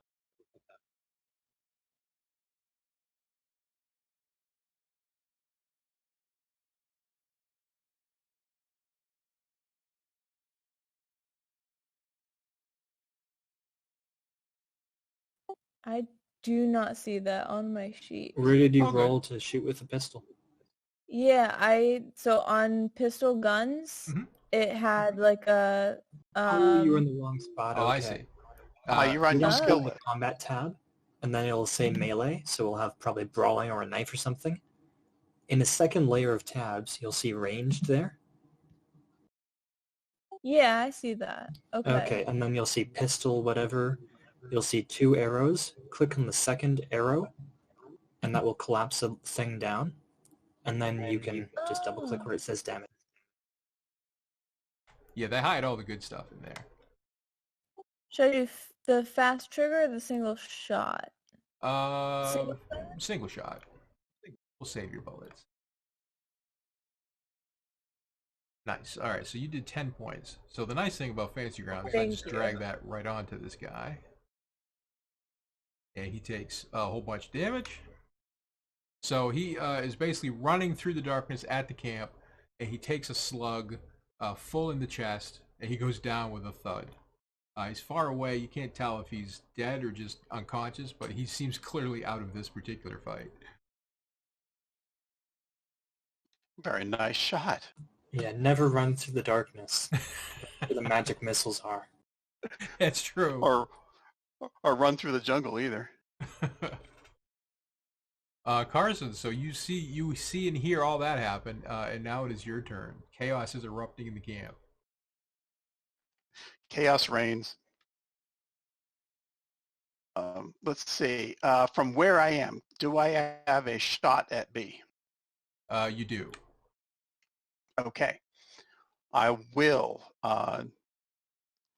I'm actually going to go ahead and do a fast trigger and fire 3 times. Okay. So it is -3 for a little bit of range there. Yep. And then roll away. All right. So -3 in there, and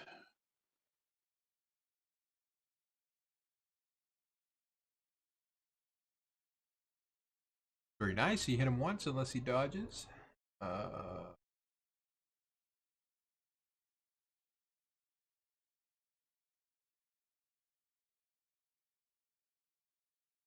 should I keep doing, or do you want to do them separate? No, they all work as one thing. You your gun has Okay. a stat called recoil, and you take when you succeed and then add your recoil, and if you still succeed after adding your recoil to what you rolled, you get another shot and so forth. So if you have a recoil of 2, let's say, then if you had Oh, I can tell On that you fast succeeded. trigger, I have a recall of 4. Yep, so wouldn't have hit then, because you would have needed to succeed by 4 then to have gotten that extra. Did you used to play 3rd edition GURPS? Which one are you talking to?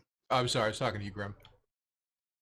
Oh, I did play 3rd, and then now I've been playing 2nd since like 2007, 2008. Or, Oh, sorry, damn. playing 4th. Oh, okay, I was gonna say, oh, gee. Yeah, that was one of the things they changed. So now, yeah, auto fire, they try to reduce it to just a single roll, so you don't have to roll. Like, I am shooting this guy 6 times, you gotta roll 6 times. Oh, I okay, fire gotcha. 100 shots from my machine gun at him. Oh, well, yeah, they used to do that in bursts, but so now essentially all fast firing is essentially done as a burst. Exactly, it depends on how well what the margin of success is. Gotcha. So you light up B, you hit him once, he did dodge right on. So he manages. That's a shame. I know, right? At the last second, he ducks down behind the rock, and your bullet pings off the top and ricochets. And a good thing for B. Okay. And that brings us to... He is not Spooky Person C, he is Brave C, because now you know these are clearly Apache Braves. Yeah. Let's see. He is going to...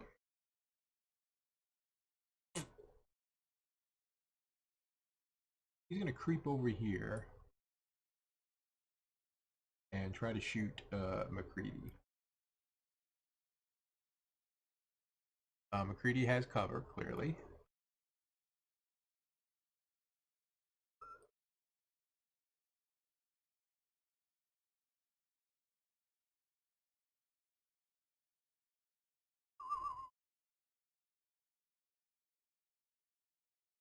So that does not hit because of the cover.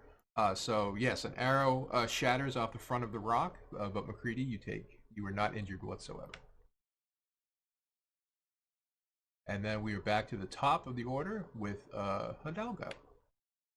Okay, what's the distance to Brave B? I don't know how to measure it exactly in Fantasy Ground.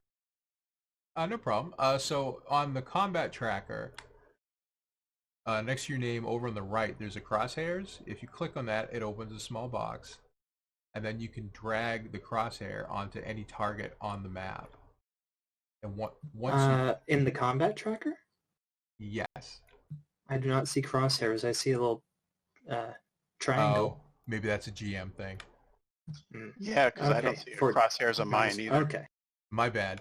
Well, I've targeted him for you. So Hidalgo is now targeting B. So now when you hover over Hidalgo, it'll tell you how far it is. Yeah, it's right there, visible. Okay, I will fire at him then. Because he ducked down, then ducked back up, right? Exactly, yep. So you're at -5 for the range, but he gets no cover bonus. Oh, and just to let you know, for Carson, when he was firing, when he at the end of when he actually got into that position, he crouched. Oh, okay. In the bushes. I aimed, but I still missed. Oh no. Oh, even with the aim bonus, yeah. Yeah. Oh, that's right. -5 +3. Ah, well. Oh shoot. To be fair, it is the middle of the night. It's kind of a far shot. So you fire. They ricochet off the rock. This is great. It's like a very classic Old West shootout with all kinds of ricochets going on. A lot of sound and fury signifying nothing. Exactly. Blake, you're up. What would you like to do?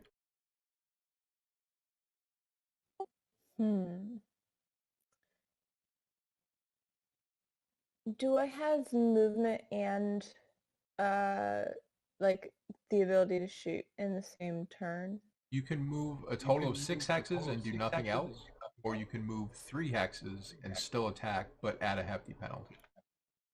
The penalty will be the bulk stat, which is in that ranged combat tab. Yeah, okay. Or -2, whichever is worse. Yeah.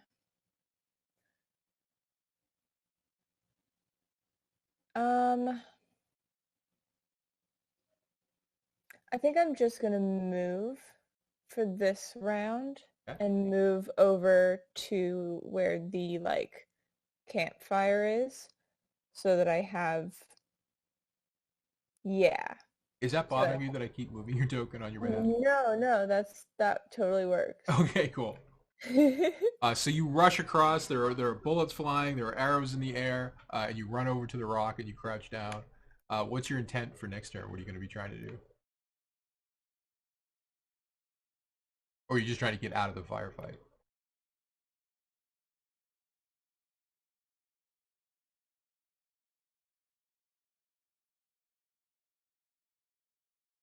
Sorry. McCready. It's fine. McCready, what I would you like? realized that I took my finger off the Oh, button.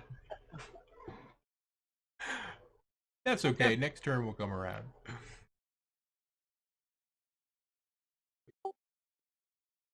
Okay. McCready. I'm gonna take a shot at C. Okie dokie.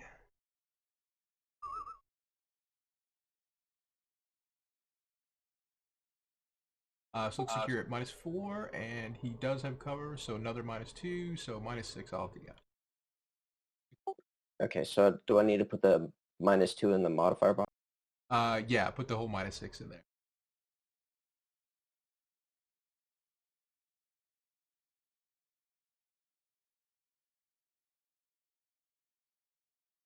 So you fire, and they bounce off the rock as usual. Was that your second? Oh, you're doing single shot, so that's fine. You got plenty of bullets. Okay. So now there's smoke in the air. People are yelling, shouting. Brave B is going to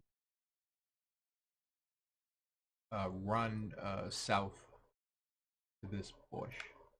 So he's only at partial cover now.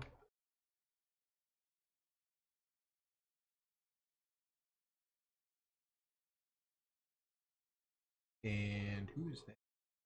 He's got a skull icon in the top left now. Yeah, he's not having a good day over there.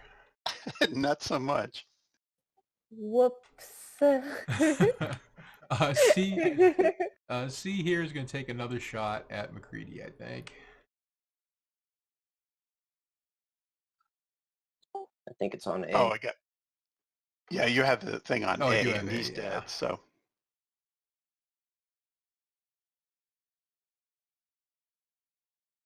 So therefore, if it's Carson up, I will. I'll take aim at B. Okie doke. All right, nice. So there's no hard cover there, so yeah, you can aim on him very easily. And I am in my crouch position too, in case he decides to aim at me or take a shot at me. Doke. And let's see. C is now going to take a shot at McCready. So he drops the bow that he had fired with, and he pulls a revolver from his belt. See if he fast draws it. Fast draw is a 10. He does not. So he fumbles in his belt for a revolver. He does come out with it, but not in time to be ready to fire this turn. So he now has a presumably stolen revolver in it. And then back to Hidalgo. Would I be able to take one step and then look at A from still partially behind cover? Yes. Okay. Do you want me to go up left or straight up? Either way, it's up to you. Okay, and I see him now? Yeah, he's on the ground. It looks he's holding his belly, and he's on his side, but it doesn't look like he's moving. Okay, he's not a threat. Pretty much, yeah. Let's just spend the rest of my movement to turn back around and, oh wait. So he's grasping at his belly. Did he have a bow in his hands or dropped? He did have a bow in his hand, yes. But not anymore, right? Correct. Let's just turn back around. Okay. I have a crappy scroll wheel, so... I don't have any, so you're all good. There we go. There we go. Anytime you want me to do a phasing for you, you just let me know. Are you aiming at anybody or? No, I All right. moved around a lot. Gotcha. My perspective. Blake, so you've aimed at B, yes? Oh, that's Carson. I'm sorry. My bad. Yeah, Carson did. Yeah, it's Carson. Blake, what's on your plate? What was that? What's on your plate? What do you got going on? Yeah, if I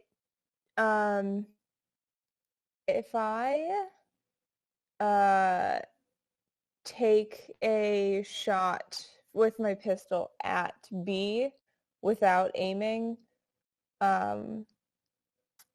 what's the penalty on that versus if I take this turn to aim? If you aim, you get your accuracy bonus, which is if you expend that thing down, it's next to damage. Okay, gotcha. An additional turn after the first turn will give you a +1, and another turn will give you a final +1. So right now, because of distance, you're at -4. If you aim for this turn, next turn you'll be at -2 because you factor in the accuracy of your weapon.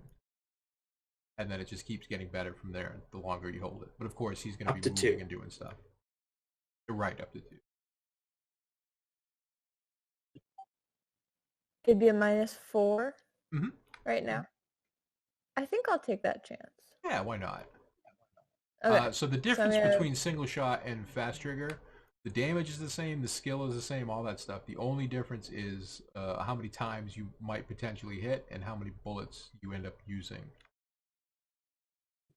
Okay, so then I will do the fast trigger option. Okay. So give it a little double click.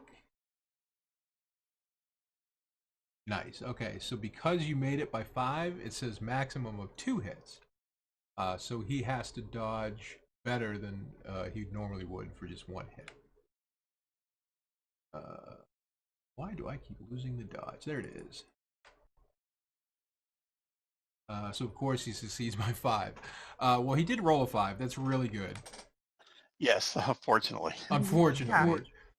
So he's running that way. He sees you firing, and he just kind of leaps into that bush, and the bullets pass overhead. Damn. Okay. And then it is McCready's turn.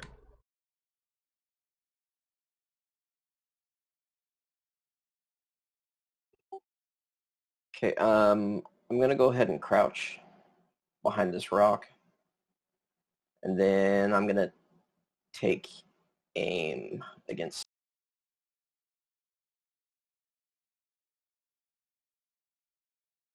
You're aiming on C or B? On C. Dope.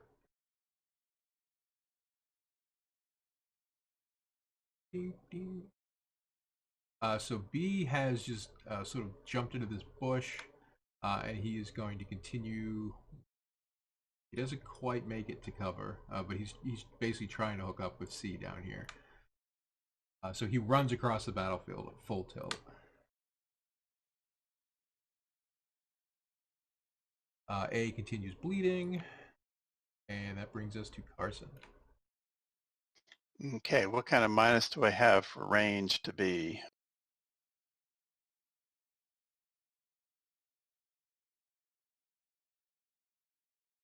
Looks like -5. -5, and I have an aim on him, so I should only be a -3 then. Okay, nice. Okay, I will do a single shot at him.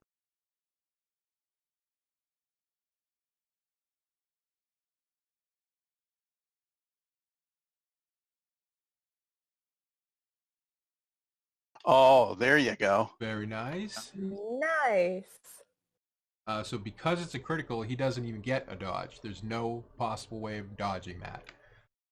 So No, I've actually hit him. You sure did. So just roll damage. All right, here we go.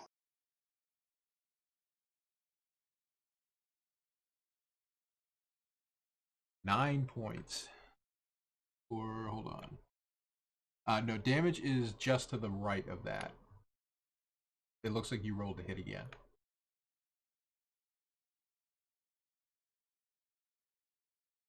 That's interesting. Let me try that. No, that's what it does. When I Oh, click because on it's the, also a 3d6. Oh, am I Wait, looking no, at it didn't do that for me. No, I didn't hit, did I? No, I don't think you did. let me try grabbing it and dragging it instead, if that Okay. makes any difference. No, it's dragging 3 dice. Weird. Oh, that Okay. works. Well, it let me That do is it very for you, weird. so there you go. So Carson, if you don't mind, you rolled 9 points of damage. And I just noticed that the accuracy bonus of your weapon is actually on the combat tab. So when you're aiming, you could just click that little thing and automatically put it in. You don't have to put the 2 in. That's all. Oh, yeah, because I just adjusted it with the range too. But yeah, okay. Yeah. No, I was still figuring out all the little tweaks here and there. So 9 points of damage. That's pretty beefy. So just for context, the average mundane person in GURPS has 10 hit points, and you just did 9. Yes. So he is clearly having a bad day. He has to make a health roll to stay on his feet.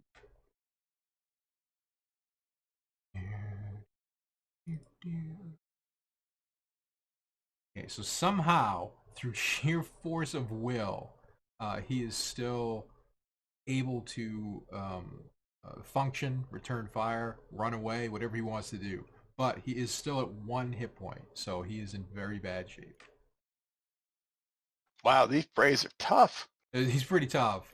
I did not expect him to survive that. Just for information, he is at half move and dodge, so he's moving slower and he's finding it harder to dodge. Okay. So now it is C's turn. So the C basically kind of takes a step here and like grabs B and pulls him into his hex. So they're both. Well, I'm not sure that's the best way to signify that, but they're both very close there. He kind of helps him in, pulls him in, and that's his whole turn. Now trying to bring him into cover. Yeah, exactly. Because he can. Yeah, he just got all messed up. And that brings us back to Hidalgo. Can I see B or C? Yes. Yeah. There's so much. There's so much going on down there. They're not trying to hide. Okay, I will aim at C. Okay. That's all. Very nice. Blake, what would you like to do?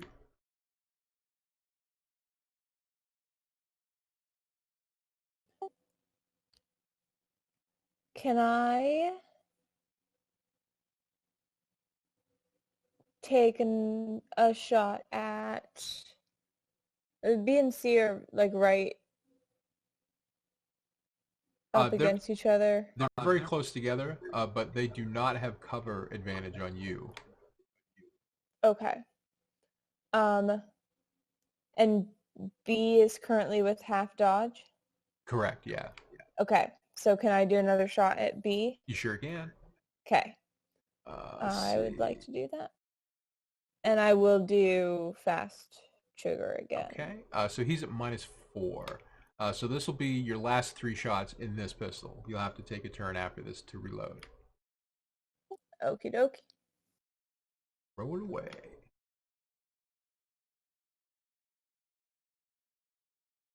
You said this is at -4, right? Yes. Okay.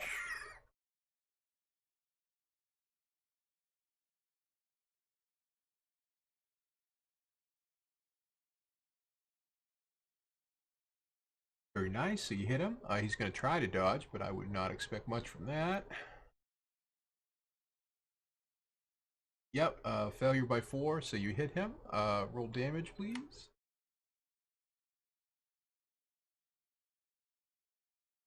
Five points. So that's going to put him below 0.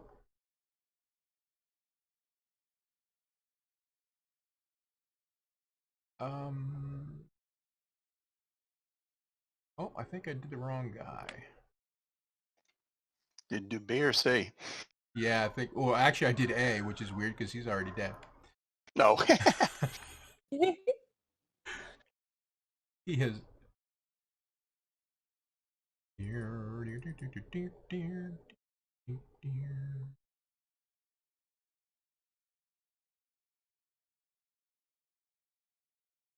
There we go. So he goes down. He goes down hard. His buddy pulls him kind of behind the rock just as Blake, you tag him from the side, and he goes down with a thud. You do not expect that he will be getting up after that. Oh, so we're left with one opponent. Only one, and then there was one. And McCready, it is your turn. Okay, I'm gonna take a shot then. Okay, and you were aiming? No, that was. Yeah, I that aimed. was oh, good. Yeah, I aimed last turn.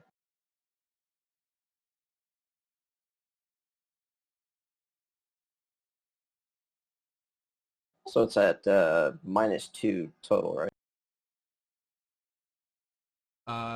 It looks like 4 for the range. Right. So plus my accuracy would be -2. Oh, right. Yes, -2.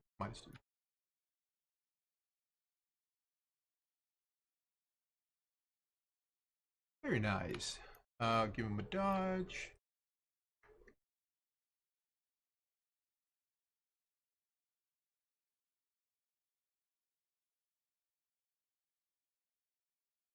Wow, these guys are acrobatic.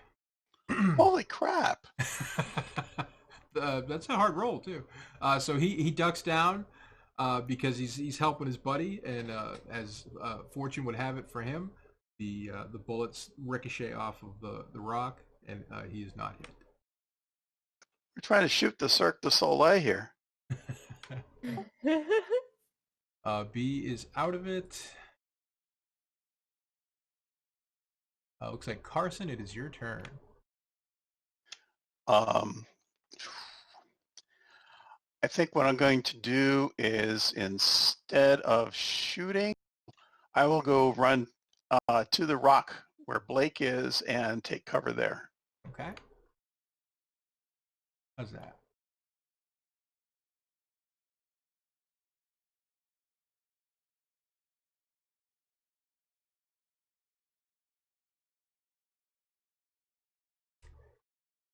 Poor C. Goodness. Is he wounded?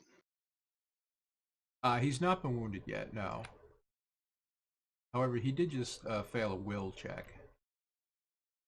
Ah. Everyone give me a perception roll, please. Okay, somebody made it. 3 people made it. Okay, so you all clearly see the last brave. He just turns and starts running into the desert. Think we ought to let him go or track him down? Perhaps we should set off now.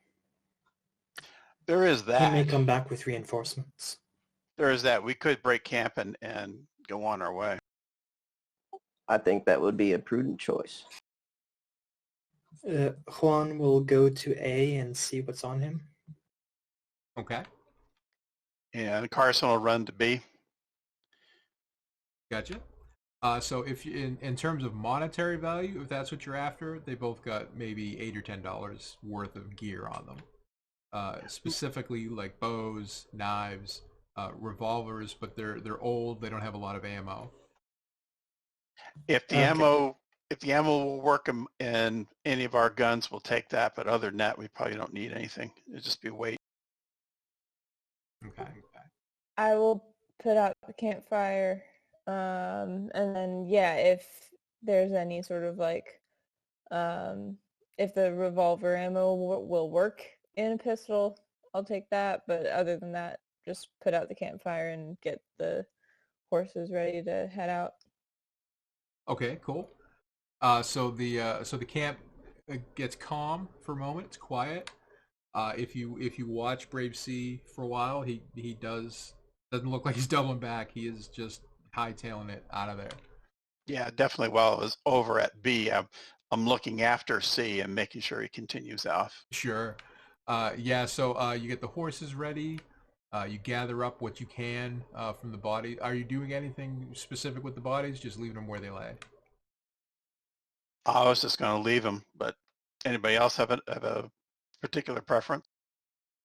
I'm sorry it had to come to this, my friend. And then Juan will just walk away from the body. You did try, Hidalgo. You did try negotiation. You did. Delete for tracker, delete. Well, shall we refine the trail then? Seems good to me. Oh, Indeed. can I also um, just so I don't forget, can I get my pistol ready again for Oh, next time we run into danger? we I should can't all remember reload. Oh, top them reload, off. yeah. Yeah, there you go. Yep. Absolutely. Yep. I'll reload as well. And should I roll tracking? I'll Yeah. help. Yeah, I'll help as well. So you're trying to pick up Scabby Jim's trail again, yes? Yeah. Okay. Oh, nice. Wow. Okay. So yeah, very nice. So between the two of you, it is obvious that the trail picks up just a few dozen yards from where the camp was. You pick it right up again, and you start heading out into the night. So here's the thing: if this were a convention game, at about 2 hours, I'd be like, "Hey, let's take a 5 minute bathroom break." So, hey, let's take a 5 minute bathroom break. Sounds like a plan. Okay. So just yeah, stretch your legs, and yeah, I'll meet you guys back here in 5. Okie dokie. Sounds good.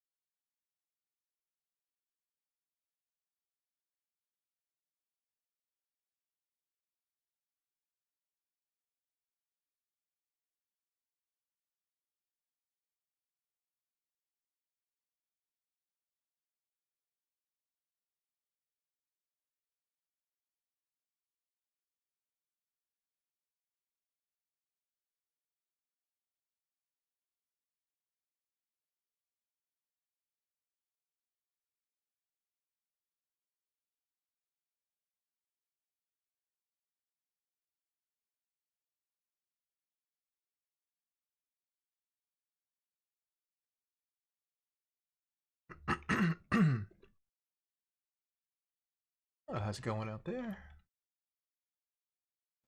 Am also here. Hello, hello. Carson is back too. Excellent. So, how's it going so far? Doing well. Doing well. Fun, just like a regular firefight from a Western movie. It is, yeah, it does. It feels like you've just like dropped into an old Western. Just very I'm enjoying it, but I don't think I'm converted to fantasy grounds.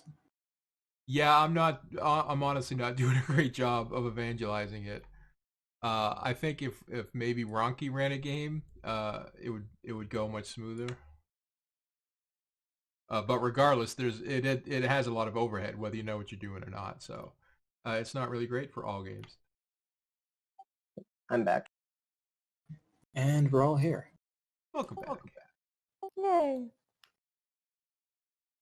Just out of curiosity, is there anything specifically about Fantasy Grounds that's bugging you?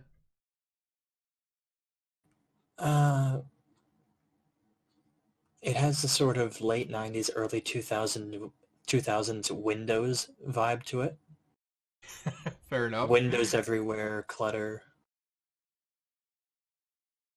Yeah, I feel like that's actually the number one complaint is the UI. It's terribly dated.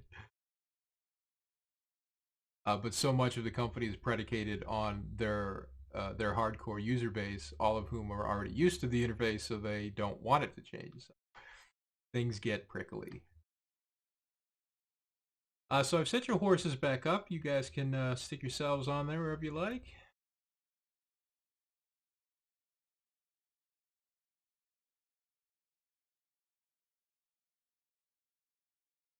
So we're heading for the fort. Is that right? For the trail, Yeah. which might Right, lead to the fort and might not. True, Exactly. Wherever the trail leads. Gotcha. Yeah, following And Juan scavenging. will finally have that drink of tequila, then he'll put it in his saddlebag. That's a good move.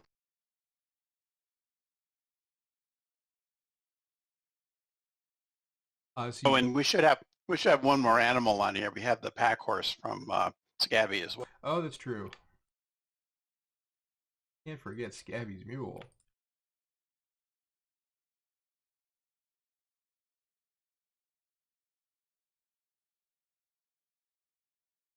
Poor Scabby.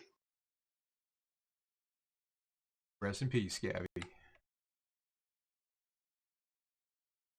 Thank you, Scabby, for naming me as heir to your fortune of gold. You mean us, not just you. You shoot him a quick look. I will end up with it. what was- Oh, that was out of character, sorry, in an in-character voice. Oh, it's one of those. Oh, did I say that out loud? I shall be the only one left with a fistful of dollars. Oh, now We Del all- Rio. Yeah, we all kind of give a side eye. A little side eye to him. Yeah, it's like, there can be only one. A fistful of dollars? Just full of Highlander And dollars. And a few dollars more. So you meander through the day. It is, of course, brutally hot.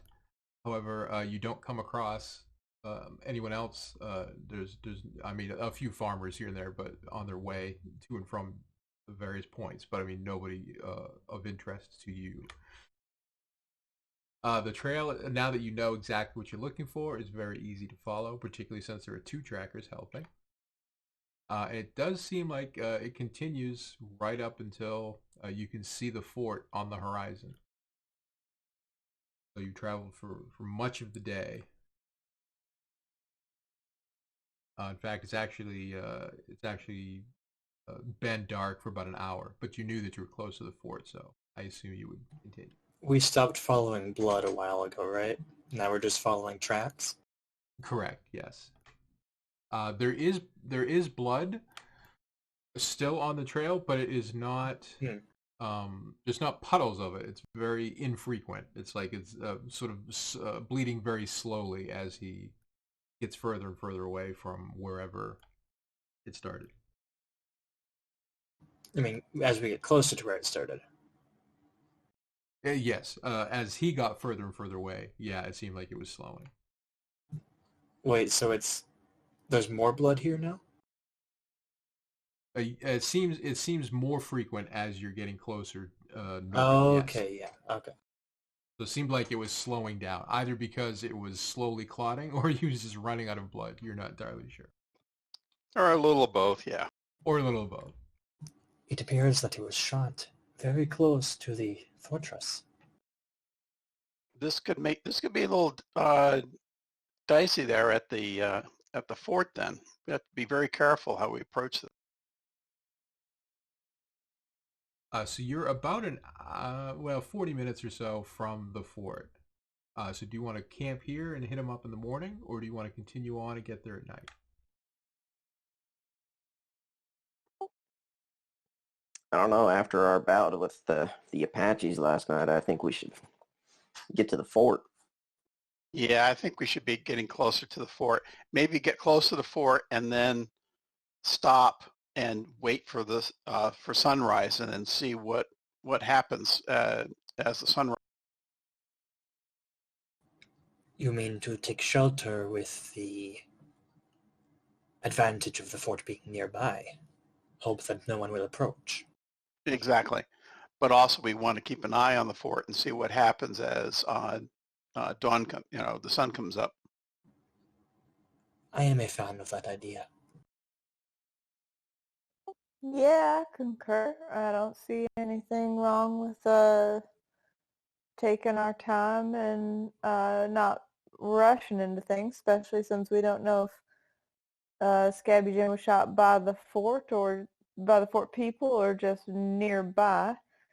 And seems like we could do with a little extra precaution against potential return of the Apache people that we met earlier. It's good that we left early in the morning, if we are to stop somewhat early. I do not think we want the sheriff to catch up to us if he is following the same blood trail as we. Assuming the sheriff is that motivated. I mean, why would the sheriff be following us? Not us, but the blood trail. Ah well, let us ride onwards a bit and then camp. So you continue on for a ways, maybe a half hour or so until you're half mile from the fort. You dismount, you start setting up for the night, and you see a couple of riders come out from the fort and start sort of making their way down towards you. Take a few minutes to get there. Well, it appears that we've been spotted. Or it's just their normal patrol for the day. That is also possible. I think our best bet would be just to go ahead and mount up and act like we're just heading on into the fort. I agree. Yes, if reason they're to to- find us anyway, then Pretty let much us either not that seem or like we we have need to, anything to hide. right, either that or we need to take off into the desert now. Who said that they have like a connection inside the fort? That's Carson. I know one of the corporals there. Okay, can we utilize that to any of our advantages? I'm hoping to get some straight scoop on what's going on at the fort and what might have happened to Scabby. Very well. Then let us ride onwards.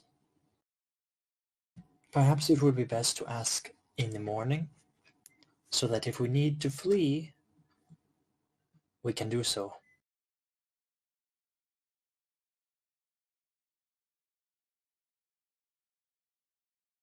So the soldiers arrive after 5 minutes or so. Since you continued on, it's quicker. And they come up on you in the dark. One of them has a lantern, and the one without the lantern, he says, "Hey, folks, can I help you? You have business at the fort?" Um, let's see. Oh, actually, hang on for just a moment.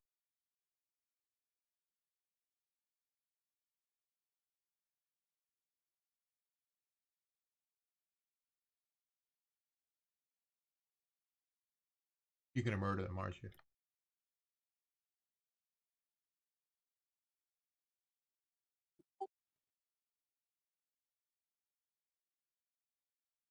And I'm saying, what is the name of the corporal that I have a contact with? Let's see. That should be under your traits. His name is Traits. Hayes. Corporal Hayes. Not to be confused with Purple Hayes. Yes, Corporal Hayes, right there. Okay. I'll just ask him and say, hey, I just wanted to check in with my friend Corporal Hayes. Do you know where I can find him? Oh, yeah. It seems a little late for social calls. But sure, if you're a friend of his, we can take you to him. That'd be great. I appreciate it, guys. So they yawn and turn their horses around and start heading back towards the fort. And I go, oh, by the way, I think the Apache's a little active back there. We had a little altercation, but we came out of it. So they immediately stop when you say that, and the one without the lantern wheels back around. Apache, you say? How many? We only saw 3. And this was south of here? Yeah, back towards the flats, Gray Flats. So the two soldiers look at one another, and the one without tells the one with the lantern. He says, listen, you take these onto the fort. I better go tell the captain about this. And he rides on ahead. All righty. So the 5 of you continue on to the fort. And let's see, do I have a picture of the fort? I bet I do. Oh, I'm sure you do. There it is.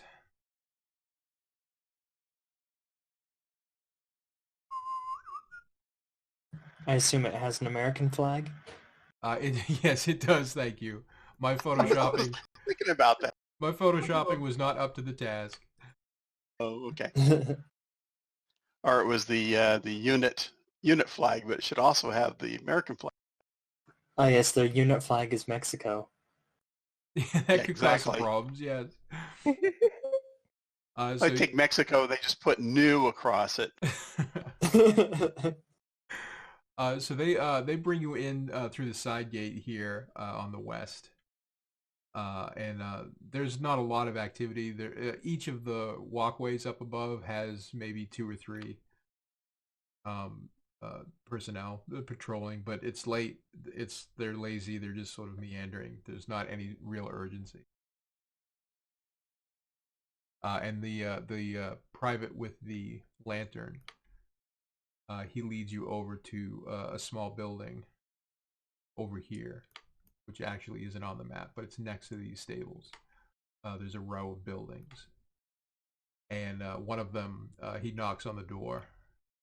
The door opens. Corporal Hayes comes out wearing a long nightshirt. What's going on? Private says, "Oh, Hayes, how the heck you doing?" So the private excuses himself. Hayes says, "Who, Carson? What are you doing here in the middle of the night?" Well, we ran into some trouble with some of the Apaches, so we wanted to get close to the fort. That's generally a good idea, sure. Just for the GM's info, what exactly is this favor? Like, how has Hayes come to be owing to you? He had lost a bunch of money on gambling, and I stepped in and paid for him and won him back even. Good enough. So he says, come on in. Private. And a soldier comes running over. Hayes says, take care of these horses. Put them in the stable. So if no one objects, they take your horses and take care of them. And Hayes motions you to come into his tiny quarters. Okay. I'll follow. Okay, very good. So there's no holdouts. So it's pretty tiny in here. It's not really designed for 5 people. But you all are able to find someplace. And Hayes says, so what kind of trouble are you in? What can I do for you?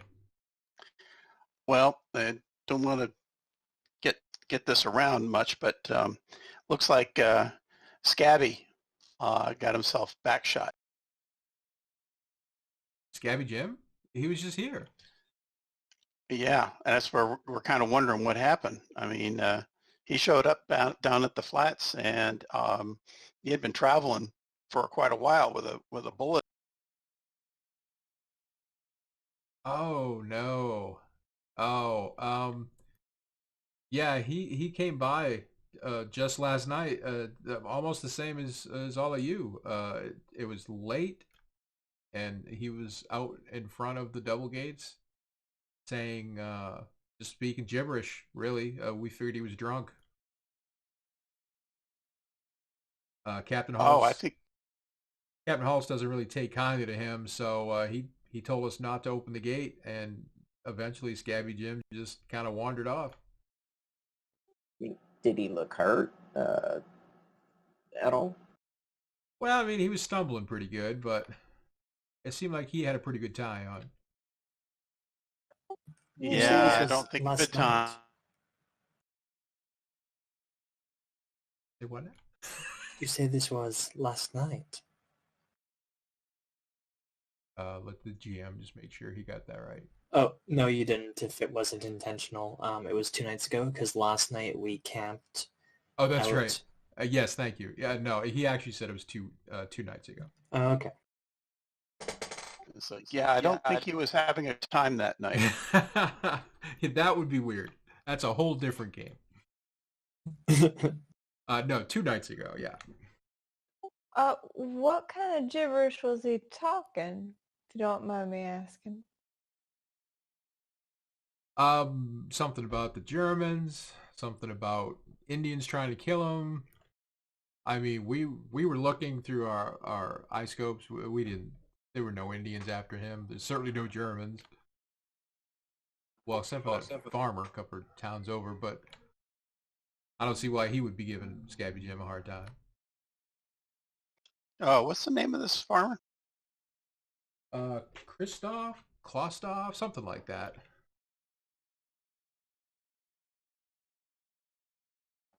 You have quick directions on how to get to him?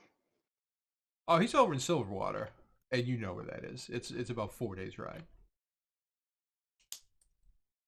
Oh, is that? I'm just asking the DM. Is that in the direction of the mountains, or no?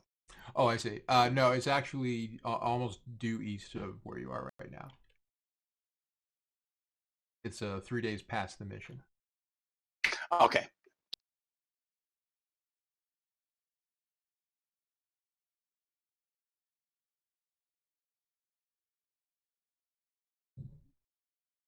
What is it you need me to do for Scabby? It sounds like he's dead and buried. Yeah, that we were just kind of trying to figure out what happened to him because he'd been staggering out there for a long time, shot, and I was just wondering who might have done it to him. I mean, unless there was a German Apache alliance after him, I think he was just drunk. You know where he was prospecting at? Somewhere up north, somewhere in the canyons, I think. He was a kind of a secretive sort. He didn't really let on. After that trouble he had last year with those claim jumpers, he pretty much kept things to himself. Yeah, whatever happened to that? Did you find out who the claim jumpers were and what the argument was all about? Yeah, the sheriff run them off. They were just trying to take advantage of the old man and his claim. They didn't think he was strong enough to defend it, so they figured they'd just move in. But sheriff took care of them. Oh, that's good. That got resolved. I'm just wondering if somebody didn't sneak back and take revenge on the poor guy. I hope not. I mean, I know the captain hated him, but I always thought Scabby Jim was a pretty nice guy.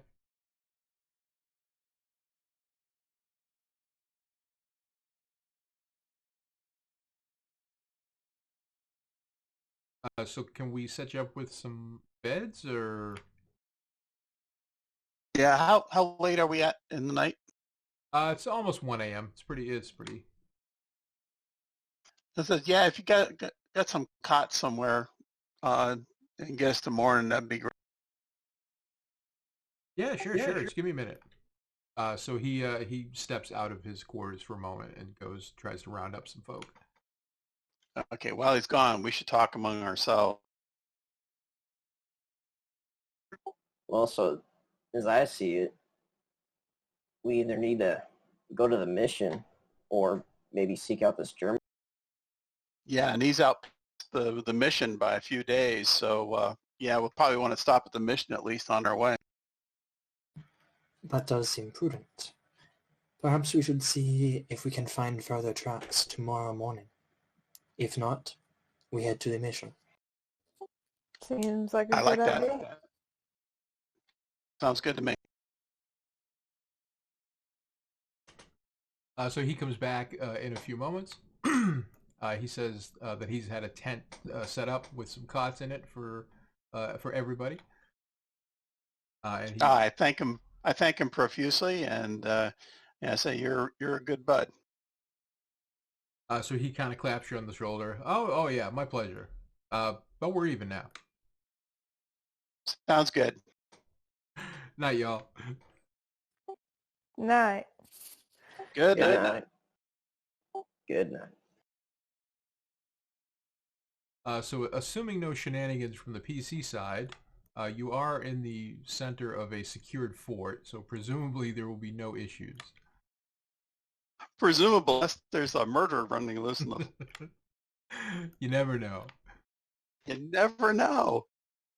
But well, do you set a watch? Do you keep your own people awake? No, I'm not. I don't think we should set a watch, but what I want to do is once we get everybody settled in the tent, string up pans and stuff with a string, so in case somebody comes in at night, that's not always. It'll have a big clatter of pans and stuff. Cool. Good enough. Seems good. So the night passes pan-free. There's no movement, no noise, except for a lot of distracting fort-type noise, but nothing. Just the bedpan. Just the bedpan. Pans. No, these are tent pans. It's different. So the sun comes up. Morning has broken. The fort is all abuzz. People are moving hither and yon. It looks like they are putting together a column of maybe 10, 12 guys to head down south and investigate this alleged Apache problem. Can I turn and like whisper to somebody? Be like, should we let them know that we did dispatch of 2 of the 3? Or should we just let that not be a concern to them?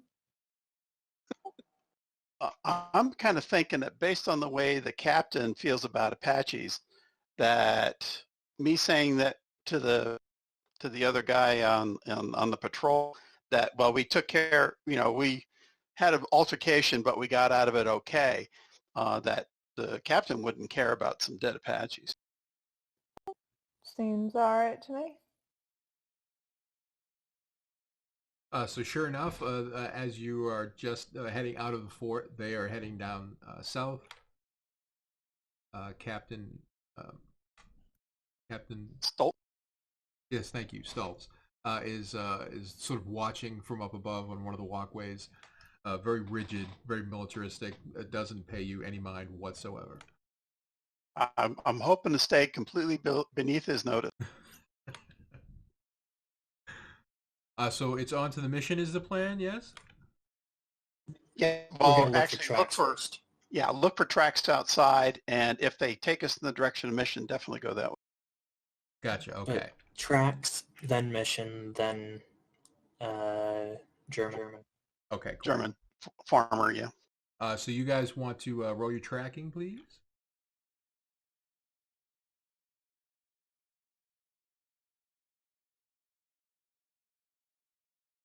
Looking for it.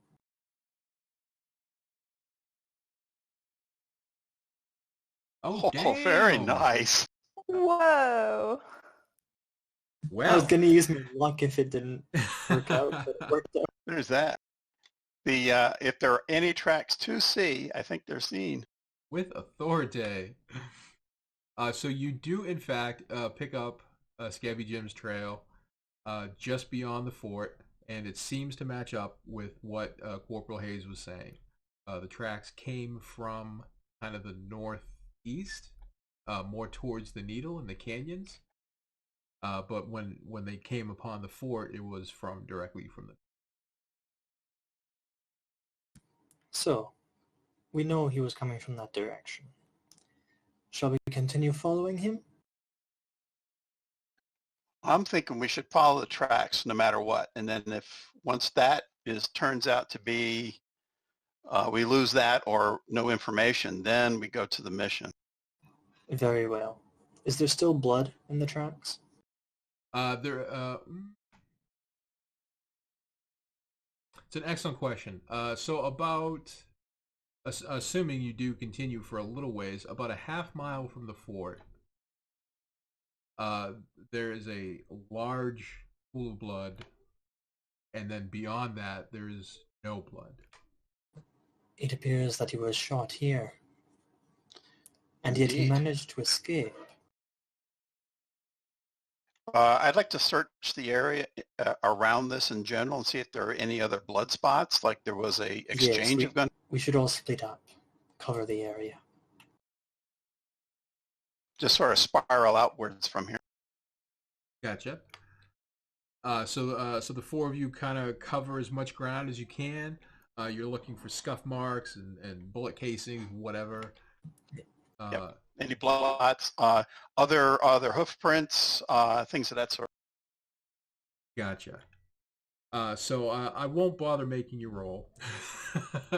You exhaustively search the area, and you do continue to see tracks from Scabby Jim, and that seems to be it. There's the tracks of him and his mule, and unless you go beyond, say, a mile from the fort, nothing else goes up. Strange. But It how did appears he as though he was shot from close range, but Yeah, I no mean, one if he has was seen shot it. in the back, but there no evidence there was anybody around him, unless he was sniped from a long distance. This is kind of very strange.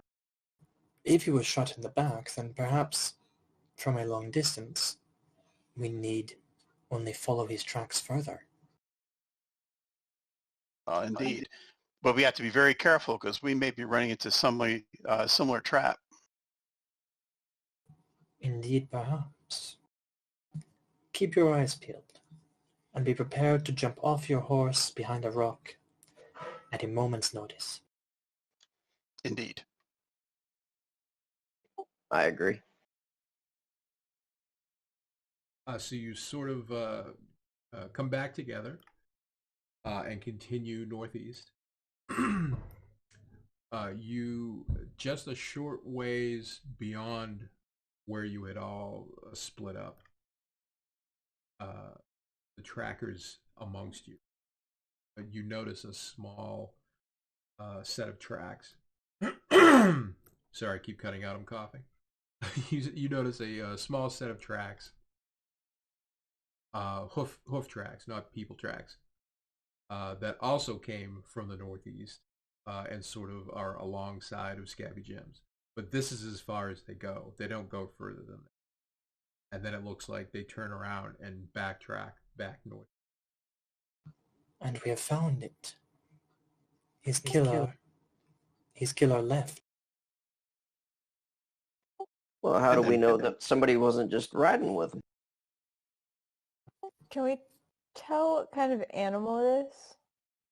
Like, are the hoof prints markedly different than like the? Are they like, zebra prints? Well, like, are they different than like a pack mule or like that kind of thing? Are they like horse, like the kind of horses that, like, for example, the Apache would ride, or like that kind of That's thing? true. Unshod horses or something, yeah. Yeah. Yeah, these actually, that's a good question. These hoof prints do have horseshoes, and the animal does seem pretty beefy. Not your typical sort of lean, mean riding machine. It's more of like a massive. I'm not saying Clydesdale, but like a big ass horse as well. A draft horse of some sort. A draft horse. There you go. Thank you. Any evidence of like a wagon's wagon trail or like tire marks or anything like that? Not tires, but You're wheel. right. Wheels. Oh yeah, wheel marks. Like yeah. No, it seems to be the single horse. Are you all continuing northeast? I say that we follow these second tracks. These seem far more useful to us. If they are his killer has the information that we need, and will not expect us to be coming. That's hopefully true. And so everybody keep their eye out and see if there's anybody watching us. And see if the tracks appear to be surprisingly German. I like that. You can tell by the scroll work that's on the horseshoes. All right. So maybe 100 yards beyond where those tracks first appeared, you come across another set of tracks of unshod horse tracks, kind of a group of 4 animals. So basically it seems like a group of 5 was following Scabby Jim's trail, and then one of them continued a bit further on a shod horse, and then all 5 of them rejoined and headed back northeast. So we may not have the numerical advantage, but we have surprise on our side. And luck. And look, Every hour or Every half hour for those of us who have extra. Let us go then. Follow these 5 riders. Perhaps they have already mined all the gold for us. It would be nice to have it all bagged up, ready for us to take. So you continue northeast. It is, of course, a hot day. It is particularly dry. There's just everything is dusty out here. And after a short time, an hour or so, you can see the beginnings of the canyons that you know are out here to the northeast. And you get closer and closer. The canyons here are of the like super narrow, windy. It's very confusing. It's very hard to find your way through. It's very confining. There's a lot of sort of backtracks and dead ends and stuff like that. But as you come up to the canyons, you personally, from being in the area, know that there are at least 2 ways into the canyons. There's the kind of south entrance that you are about to use, and there's one almost on the opposite side of the canyon up north. But of course, that's another day's ride. I suspect that they returned to his claim. They silenced him. If there is gold in here, they may still be there. I agree. There's no way they could completely clear out a mine in just a couple days. Go in with our weapons drawn and Keep our eyes peeled. That sounds like a plan, yes. About the best we can do at this point, I think. Yeah. So we're going to keep looking all the way up the tops of the ridges and everything in here, not just where we're going. Okay. So you head into the canyons. It's a bit claustrophobic in terms of you're not really used to riding this close together. Sometimes it's even single file. Sometimes it's even hard to get the horses through, but so far you've been able to do it. This is still the direction that looks like the 5 of them went? Yes, the tracks are getting much harder to follow because it's a lot rockier here. It's not so much soil. But from the occasional hoof print that you pick up or scraped rock, it seems like you're still going in the correct direction, yeah. Okay. So in order to so you get past this final sort of squiggly canyon. It opens out just a little bit.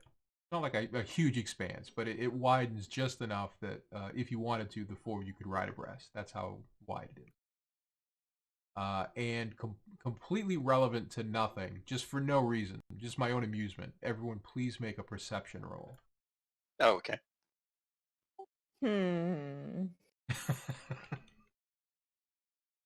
Apropos of nothing else, but Nothing at all. Just my own I see. amusement, you say. I see. So everybody succeeds, just to rub it in my face. So sure enough, so the 4 of you who have been, you explicitly stated, you are remaining vigilant and keeping your eyes up. Also, we have our guns out. Plus, you have your guns Indeed. out. You see a something sparkles like a glint of glass or some jewelry or something from up on the canyon wall behind a little bit of a ledge. Okay, to our forward of us, and then to which side? Up and to the right. Okay. Juan will dismount and get behind a large rock. Yeah, get close to the right-hand side of the canyon. I'll do the same. I'll dismount and look for some cover. Okay. Agreed. I'm wondering. I think the generic desert sheet might be a better fit, so I'm gonna move on over to that. That makes sense, yeah. Yeah, we still have our stuff and horses there. Right? Cool. I'm going to assume we're hereabouts because that way we have a large diagonal distance between things. Yeah, that's a good idea. So, well, yeah, put you guys kind of over here-ish. And over here is the direction of the glinting, sparkling. Yes, that is the technical term. Yeah, excellent.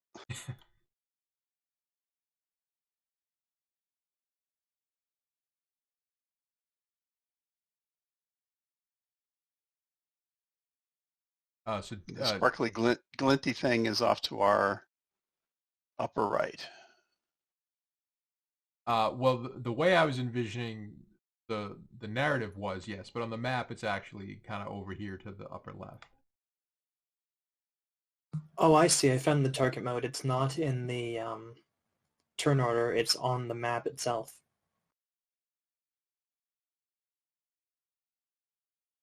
Let's see. Whereabouts? Top left of the map. There are a few buttons. Uh-huh. Oh, target mode?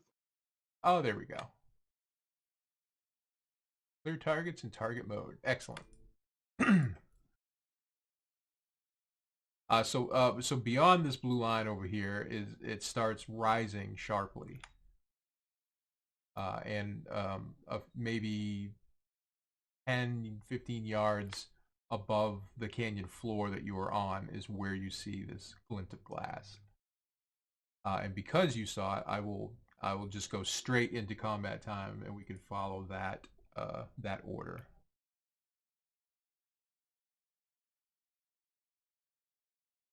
So that would put Hidalgo, as usual, being his speedy self, as going first.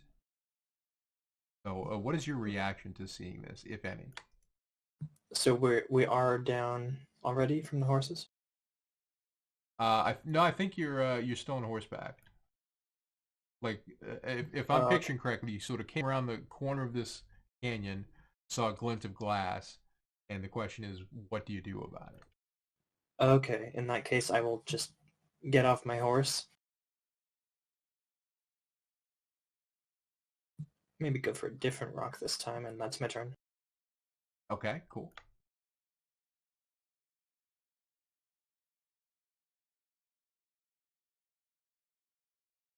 One second, please. Sorry.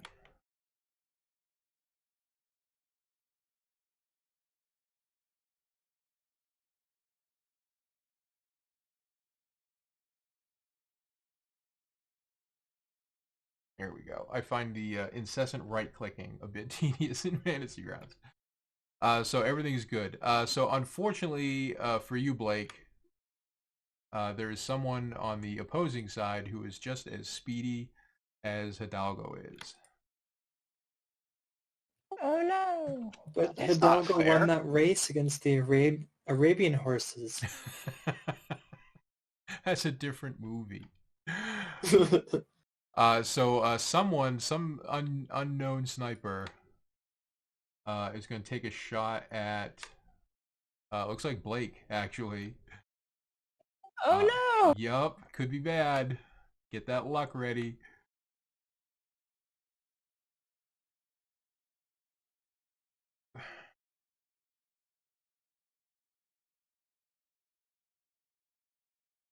Um,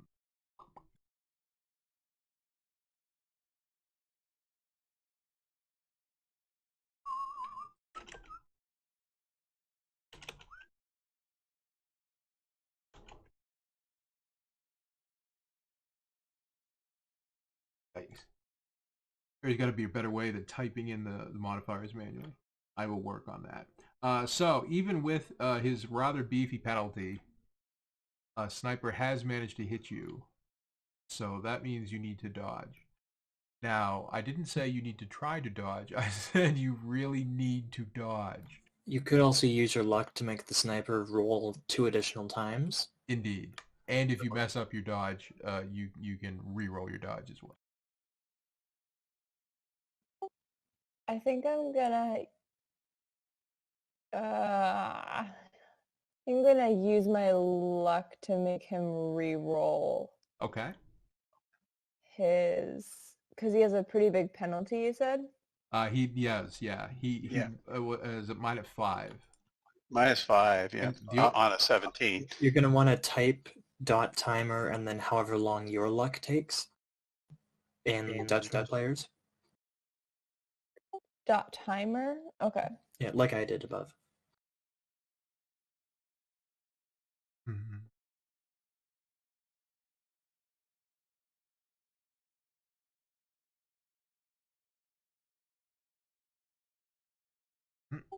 Okay, just did it.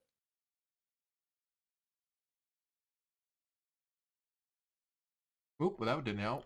One more to go.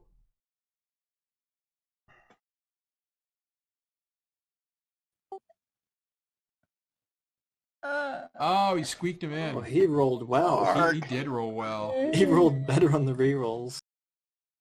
He did actually roll better on the rerolls. So you have been struck one time. So you can, but you do still get a dodge. But now there's no other messing around. You got to make the dodge. We have every confidence. Ooh. So dodge is in Combat, which is below abilities. Top left, it says, top right, it says defenses. Dodge is the first one there. You can also probably dodge and, can she drop off the horse? Yes, if you want to drop off of the horse, put a 3 in the modifier. That'll give you a bonus. I will do that. That's a good call.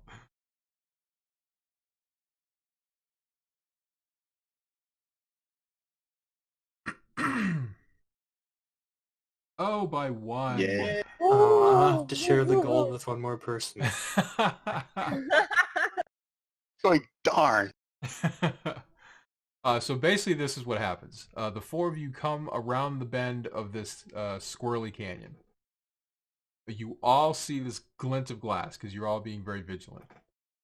Hidalgo immediately leaps off of his horse and takes cover just as a gunshot fires out and nearly hits Blake.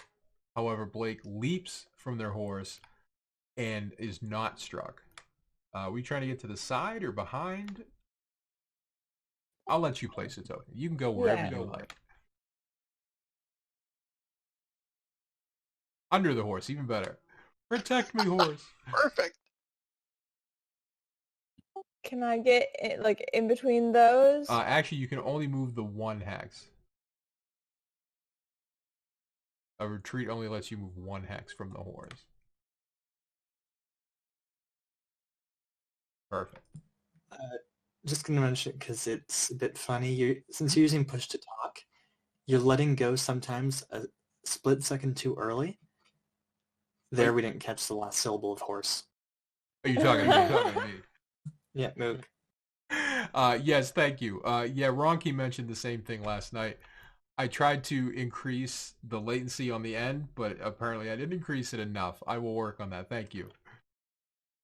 Particularly in that case, that's not what I meant at all. So the shot rings out, and it hits the ground with a thud, and the echoing through the canyons is pretty amazing. It sounds like there was some serious powder behind that shot. Someone's using a Henry's rifle.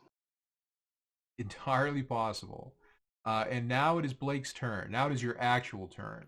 So you can move to cover if you like, or you can do anything else.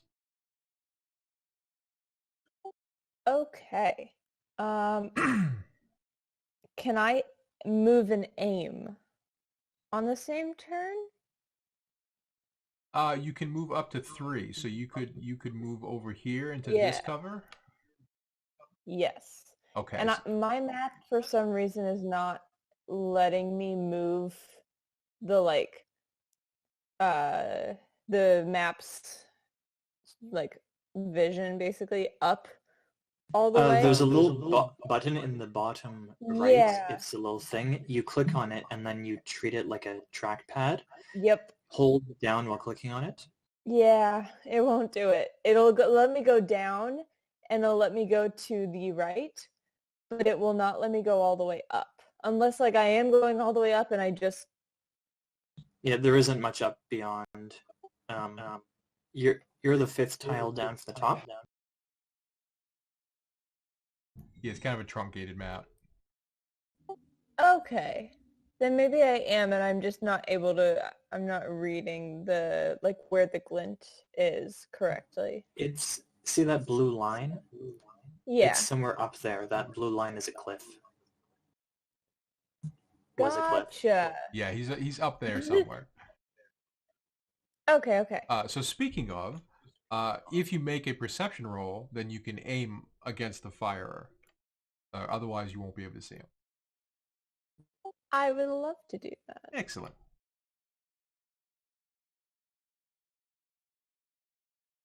No. Oh no!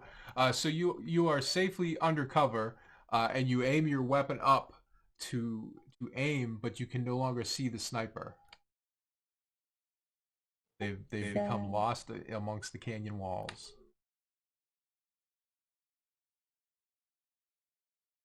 Now, what you can do is aim at the point where you thought they were, and if they do actually pop up there, then you can still get to shoot at them.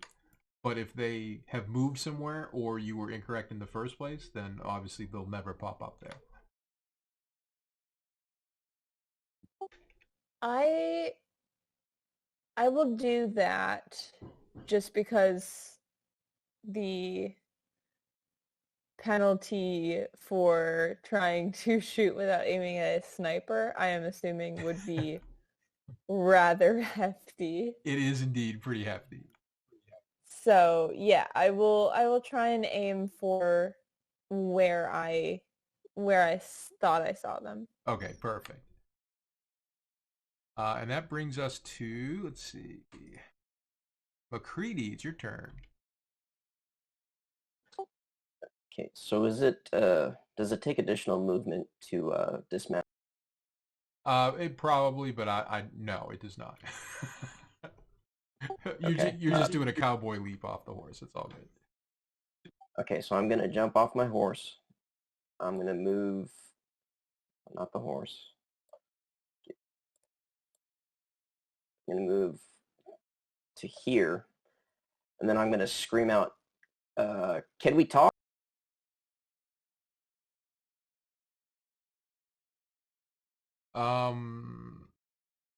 Okay. Are you gonna wait for a response, or are you gonna do something else if they don't respond immediately? In other words, what I mean is mechanically, is that the rest of your turn, or are you gonna try to do something else as well? No, I'm gonna wait for a response. Okay. So you shout that out. Carson, do you want to do anything? I do. I'm leaping off my horse, and I'm going to take cover behind the rocks by Blake. Alrighty.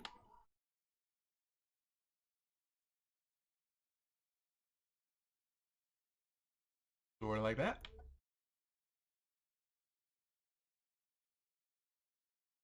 Even better. You know, it's funny, in last night's game, every time I put two hexes together, somebody would move them apart and say, social distancing. Oh, God. This is the best part about fantasy. You get to pretend that the pandemic isn't going on. That's right. Absolutely. And I'll do a perception roll to see if I know where the shots are coming from. Oh, okay. Please do. Yeah.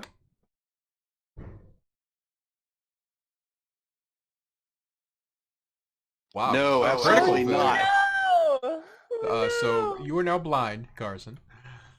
I guess I stuck the gun in my eye or something. I don't know. So it comes around back to the top of the combat turn. In that time, there is no response from up above.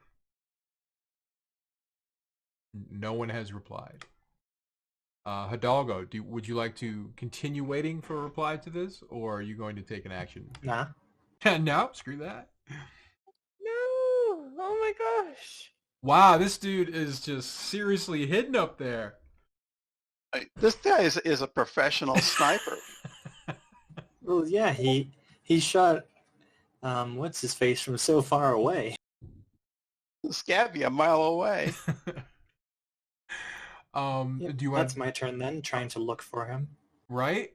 So let's see. Because I think that's a pretty fair thing. Instead of it just being an instant, no, I can't find him. Oh well, what do I do?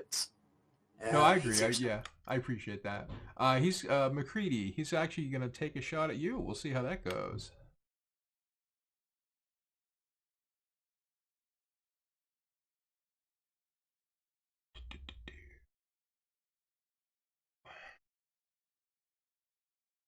Uh-oh, you need to make a dodge, sir. Okay. Or dodge and retreat if you'd like to jump back.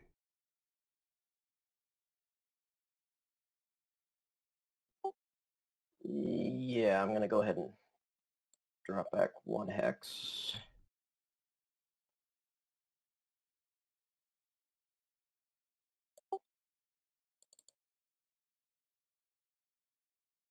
Very nice. Success. Right on. Had you not retreated, that would not have survived. Nice. So in case you're wondering, by the way, why would anyone ever not dodge and move back one? It's because you can only do that once per turn, whereas regular dodges you can do as many attacks as you're trying to avoid. So, right. Let's throw a little GURPS in there for you. So the shot rings out, and McCready instinctively leaps back, and the bullet takes a big chunk out of the ground right where you were standing just a moment ago, or crouching. And then it is Blake's turn. Did the sniper like pop up when they shot McCready? There was some movement up there. It was, in fact, in the hex. It's in the position that you thought you saw them the first time. So yes, you could have shot them when they did that on their turn, and then you could also try to shoot them again on your actual turn, which is now. Okay, because I did aim in Right. that area, so I guess can I take 2 shots? One on like their turn and one on mine because their turn was right before mine? That's exactly, yeah. Basically, when the sniper took his turn and popped up, I should have given you your wait turn, but I forgot that you were waiting. So we're going to do that now retroactively. Okay. And it's much easier because he did not hit McCready. That would have been a mess. Yes. Okay. So I will do fast trigger, I think, for both. Okay. Because I have a good number of bullets in my pistol. Yes. So you were at -5 for the range because he's pretty far up there. But you were aiming, so you're actually -3. I apologize.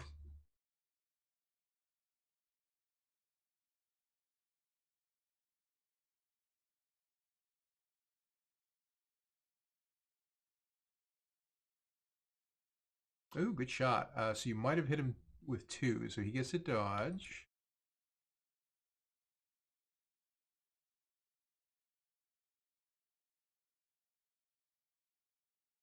Whoa, critical success.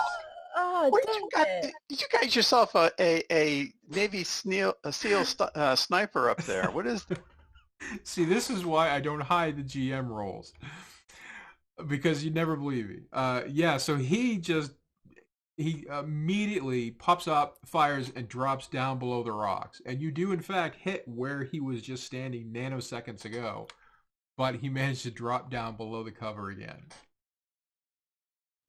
I get 2 shots at him. Or 2, like, that was his round and then my round, right? Correct. So that's what happened on his turn when he was shooting at McCready. Then immediately following that, it's your turn, so you can go now. Now, you no longer have to make a perception roll. You know where he is. He does, however, get cover because where he is has him behind cover. So it's going to be the -5 for the range, plus an additional -2 for partial cover, and you don't get your aim bonus because you weren't aiming, because you used your aim bonus on the previous turn. Yeah. So good old -7. Yeah, can I take this turn to aim at him again? Absolutely, yes. Yes, it should be -2. If I didn't say -2, that's my bad. No, you said -2. I'm just writing it down for thank you. reference. So Blake is aiming for next turn. And that brings us to McCready.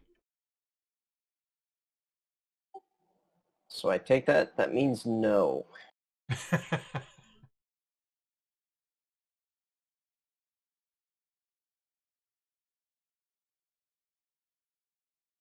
Okay, if I take an attack maneuver, I get a step with that too, right? Correct.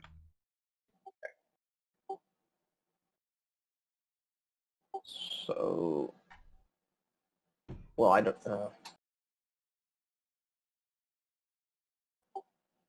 so I'm going to move here and try and take a shot at him, but I don't know that I know where he. Oh, right. You can make a perception roll, but I'll give you a +2 because it's pretty clear where Blake is shooting at. Okay.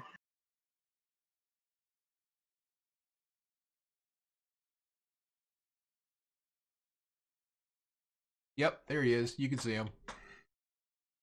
Okay, I'll take a shot then.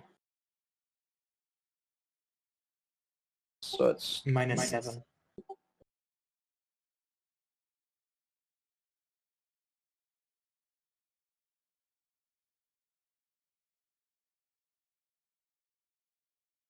Oh, so close.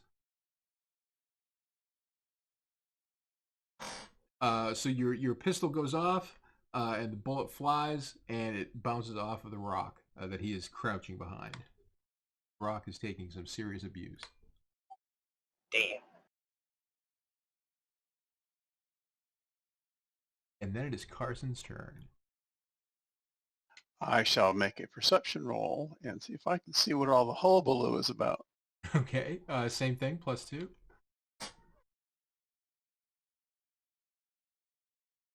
I just made it straight up, but still. Very nice. So you also will no longer need to make a perception roll. He's fixed now. You know where he is. Okay, from where I am, the range is... Range is still -5. And -2 for something. Oh, for his partial cover. Okay. I am going to, instead, I'm going to move. I'm going to do a full move. Okay. And I'm going to get behind this other rock closer.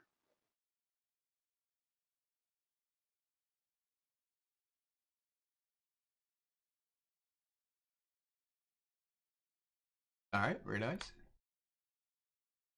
So let's see. So that is actually close enough. That'll drop 1 off of your range penalties. You'd be -6 instead of -7. Excellent. On the next turn. Right, but in the meantime, I'm not even trying to be up where I can see him. I'm just crouching down until it comes around my turn. Okay, good idea. Hidalgo. There he is. So same thing. Once you've made it, you don't have to roll after that. So now you know where he is. He's right up there on the rocks. You're aiming? Cool. That's all.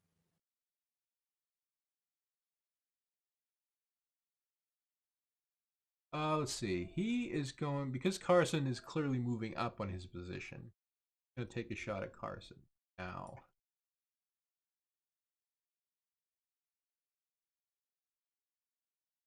I just cloned somebody. Is that a straight out cliff, or is it just a slope? It is. It's not completely vertical, but the angle is really extreme. Like you could climb it, but you would have to go very slowly. Boom. So we're gonna give him what I say. 5.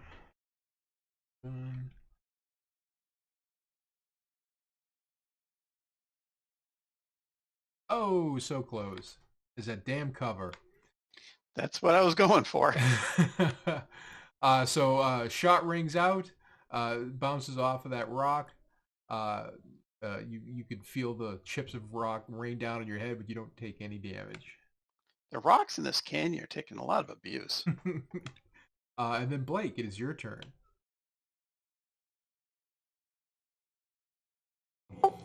Okay, so if I take a shot at the sniper, I've aimed, right? Were you aiming last turn? Yes. Yes. Yep. Yeah. So that's... I'm trying to remember all the math. Right. No, I get it. So instead of -7, you would be at -5. Okay. And if you aim this turn, next turn you would be -4. Oh, okay. I didn't realize it's stacked. Then Yeah, so first turn you get accuracy.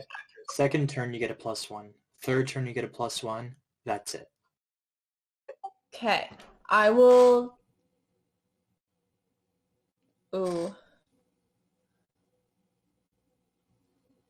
I will take one more turn to aim, I think. Okay. So next turn you'll be -4, assuming nothing changes. -4. Yeah. Okay. Very nice. McCready. Okay, I'm gonna take a full move, and I'm gonna move to just behind this rock. Okay.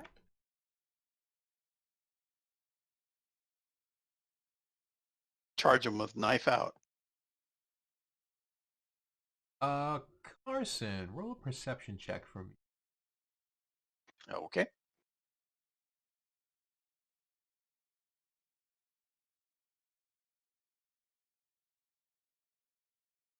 Oh, that figure.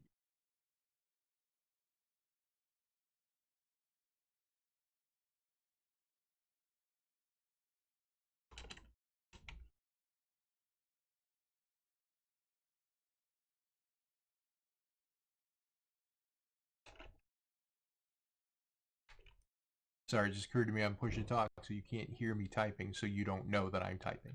I had to change somebody's name real quick. Oh, okay. So you So see... we don't know that he's German. He's using a Mauser on us.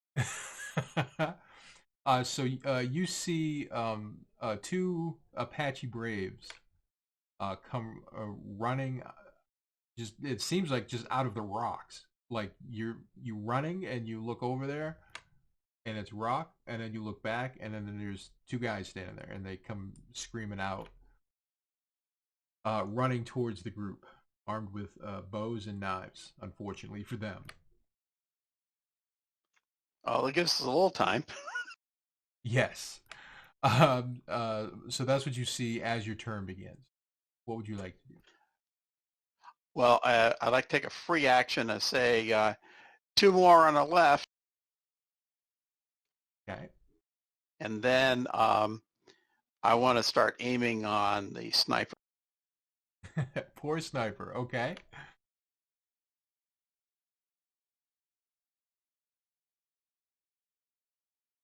So Brave B is going to charge Hidalgo. He apparently is feeling lucky. Punk. So he makes it to about there, wielding this enormous Bowie knife. So did you say Bo or Bowie? Bowie, sorry. And C Can is you going rope to me with the string? C is going to run over here, get behind this rock, and he draws his bow.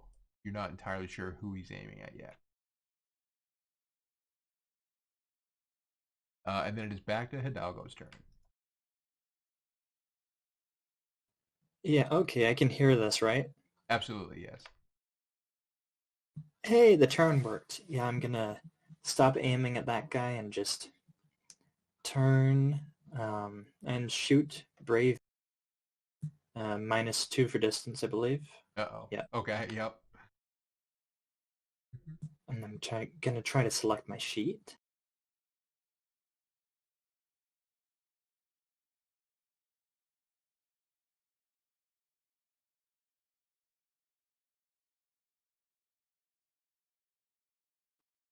Very nice. Oh, he did not dodge. Have fun. That's good for our side. Oh, the map's in the way, I can't see. Ooh, 12. Wow. Oh, nice. So basically, this is the scene where the Apache runs across, screaming with a large knife in his hand, and you just basically shoot him dead center in the chest, and he goes down like a sack of potatoes. It's Indiana Jones and Raiders of the Lost Ark. Absolutely. Yeah. So B is no more. You can hear him gurgling. There's no way he's going to survive that. He's out of the fight for sure. Oh, that's good. Not for him. Not for him. No, not for B.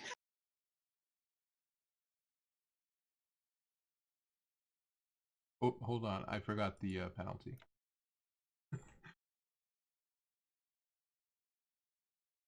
Can just subtract from what you rolled there. I suppose. Either way, he missed. Yay. So once again, pings off the rock, takes out a huge chunk of the stone, but you remain uninjured. What kind of cannon is this guy using? Oh, I don't know. Blake, it is your turn. Okay. I will now take a shot, and I am gonna do fast trigger again. Okay. Okay. And now my penalty is 4. Correct. -4, right? Okay. Nice.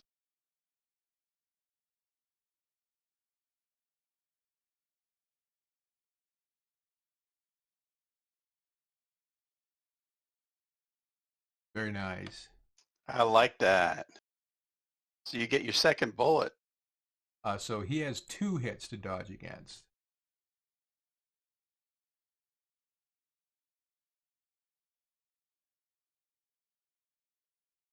And he rolls a 15, so he dodges neither. So roll damage and then roll damage again. Oh, that is nice.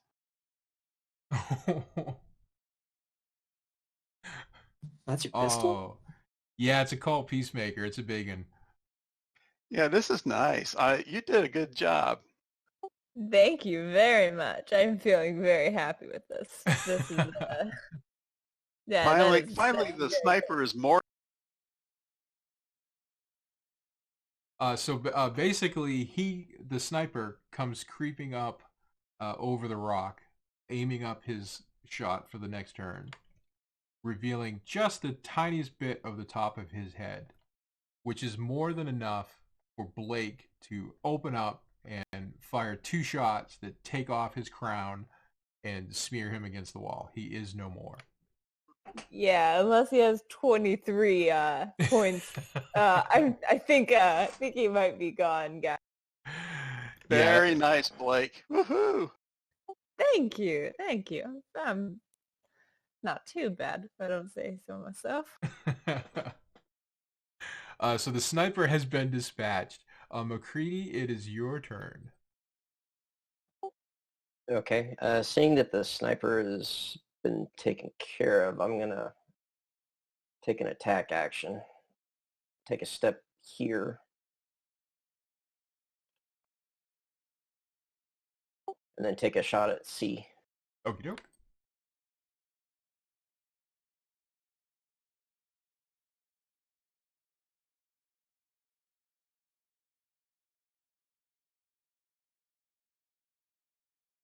Looks like And -4. okay, does he have cover? Not really. No, not from where you are. Okay.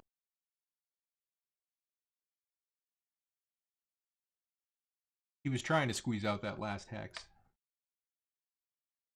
Okay, he is struck. Let's see.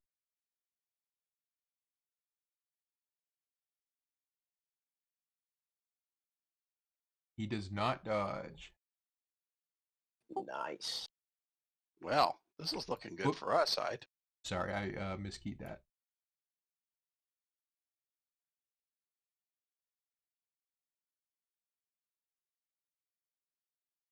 Oh dear. So he takes a massive shot to the shoulder, the force of which is enough to spin him around halfway, and he goes down on one knee, and he's coughing and sputtering. He's not dead per se, but he is seriously wounded, and begins bleeding out.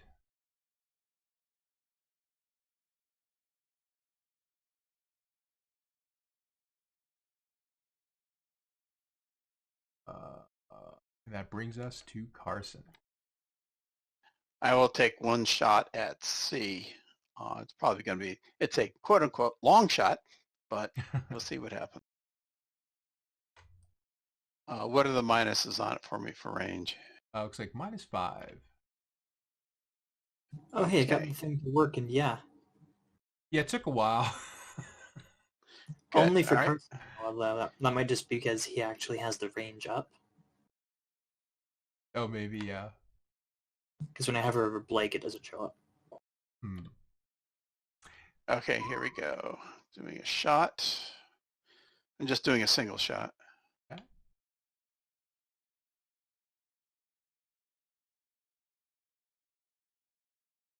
Oh. Yep, looks like I missed. Well, there's a lot going on. It's understandable. It's a ways away, and I didn't get a chance to aim at him. So So you fire. C ducks down behind the rock. He is very skittish all of a sudden. For good reason. For good reason.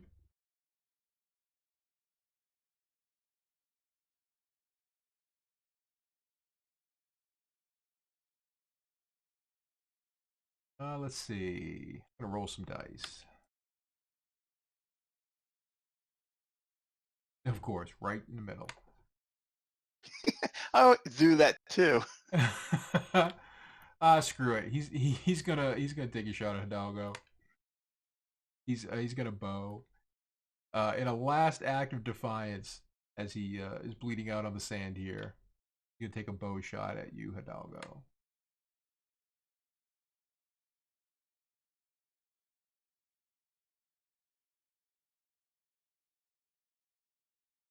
-5 from range.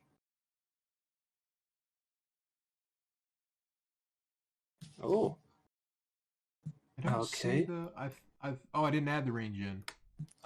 He My missed. bad. Yeah, he did miss. I was like, that don't sound right.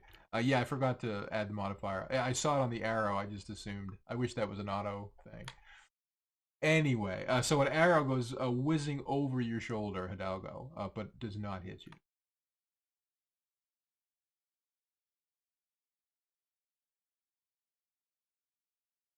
And then it is your turn. I will head up towards the hill. Okay. So we are out of combat time, so that means we do not need to regiment necessarily second by second. Brave C continues to bleed out for a second or two and then stops moving. And then there is quiet in the canyon, apart from the horses freaking out, I assume. Yeah. Okay. Hidalgo will continue to run up a bit, and he's going to grab the guy's gun. Okay, so if you're going to climb up there, it's going to be a climbing skill, which I don't think any of you have, or Dex -2. Scout? Or a Scout, actually. Yeah, I would allow Scout for sure.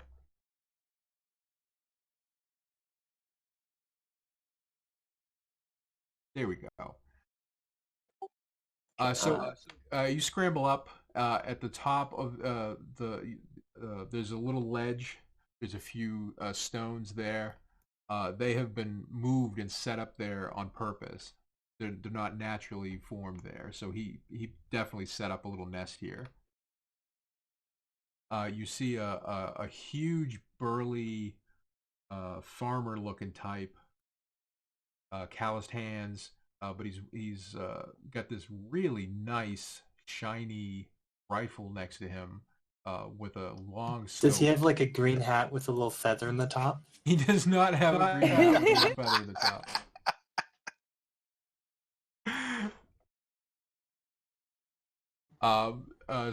Yeah, really nice rifle, big long scope. His head is no longer really attached to his body, and there's nowhere. This doesn't lead anywhere. There's no entrance or anything. It's just this little ledge. Is the rifle better than mine? The rifle looks handmade. It's very ornate, but also clearly very powerful. Can you just drop it on my sheet or something? Sure. Thank you. Yeah, Juan is picking up that rifle. And I guess I'll look through the rest of his body, see if he has like a sack full of gold. And if he does, then I'll run back down and just try to escape with it, maybe.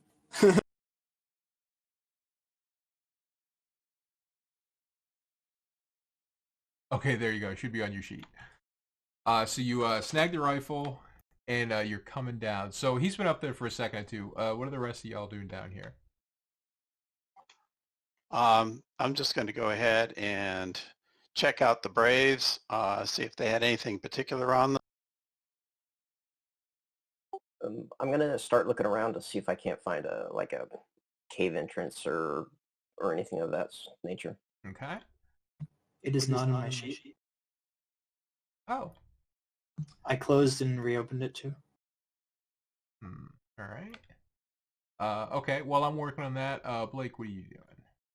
Can I try and pick up the tracks again that we were initially following to try and see if I can either find where these people tend to go in this canyon, or like try and find some kind of like an entrance further in? Absolutely. Uh, Actually, if you just tell me the yeah, I was gonna say exact I gun, can't. I'll just go to high tech. It's a sniper rifle. It has an accuracy of 6, and it does 3D plus 4 pi plus damage. Base accuracy of 6, Yes. and then there's a Uh, plus from the scope. yeah, it's actually 6 plus 3. I forgot you speak GURPS. Okay, just adding it to my weapons thing then. It's weird that it doesn't show up on your sheet though, because I just typed it there. But I'll ask Ronky. He'll set me straight. Carson, you were searching the bodies of the Braves. Right, just to see if they have anything in particular on them. Yeah, I'm not worried about their just basic. Right. So they got the normal sort of adventure gear for being out here. Some older weapons. The only thing kind of out of the ordinary is they're both carrying paper money. They each have $20. Well, that's interesting. Well, I'll certainly take that, but I'm pondering how they got all their hands on it. Right. And Blake and McCready, you were both. Well, McCready was specifically looking for an entrance. Blake, you were trying to follow the tracks. McCready, you poke around the canyon here a little bit, and you do in fact find a very, very narrow wedge in the wall that you can get through if you turn sideways. And Blake, you do pick up the tracks, and they actually lead to that exact crevice. So you and McCready kind of take different routes and end up at the same point. Oh, very nice, guys. Over here. Yeah, call to the others and let them know we've found what appears to be the entrance further in, and shall we? Yeah, go ahead. I'll go over to the pack mule and get a lantern going and come on up with you. Okay, cool. I will be right there. Yeah, so question for you, Hidalgo. So the three of them are moving further to the west off the map into the thing. So if you want to, you can in fact just run down, grab a horse, and book it out. No, I don't have the gold yet. Oh, of course. Yeah, I was giving you the option. Yeah. What I'm expecting first, is what's the damage and shots of the sniper? Oh, it's what did I say? Where'd it go? Hold on.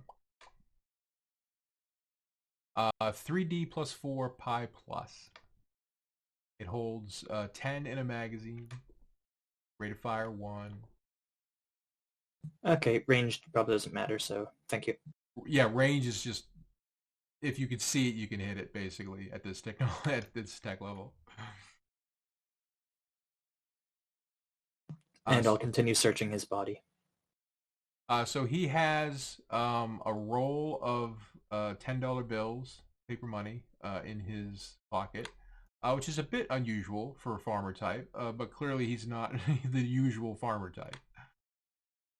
He's wearing, over his overalls, he's wearing a kind of a very light jacket with these big brass buttons, and one of the buttons is missing off the top. Okay, I didn't know about the buttons, so that doesn't matter to me. Right. So the four of you have regrouped, yes? But that was all he had on him then? That was all he had on him, yeah. No gold? No gold. Damn it. Okay, I'll head off to them, yeah. Okay. Like, yeah, you guys go on down there. I just found all the gold, so I'm going to go now. I'm going to go ahead and get the lantern going and head on in with the other two here. Okay. So you're going to follow up behind it? All right, nice.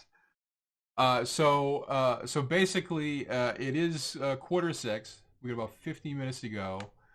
Uh, so you go through this crevice, the four of you, and it opens out into this box canyon. And across from where you came through in the ridge, you see a very small entrance to the side of the cliff wall that just immediately plunges down into the darkness.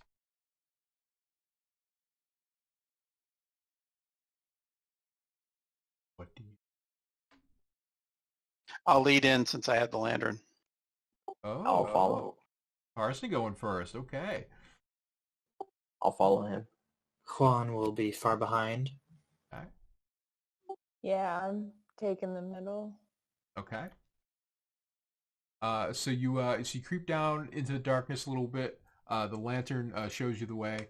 The tunnel here is it is man-made but very rough. There's no timber support. It's basically just been chewed out of the side of the soft limestone. So you follow it down, not terribly far, and you can see around the bend in the tunnel some firelight coming from around the corner. Oh, interesting. All right, I'll go into stealth mode and approach very carefully. I'll leave the lantern right where I am, and then just stealth towards the firelight, the campfire light. Oh, okay. Give me a stealth roll, please.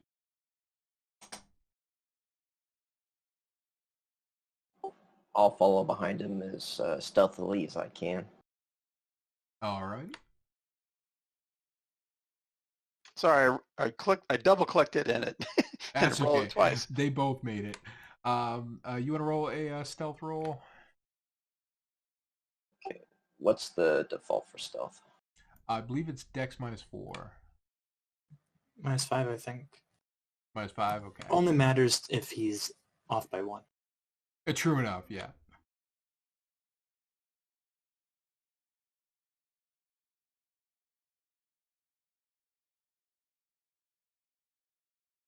Perfect.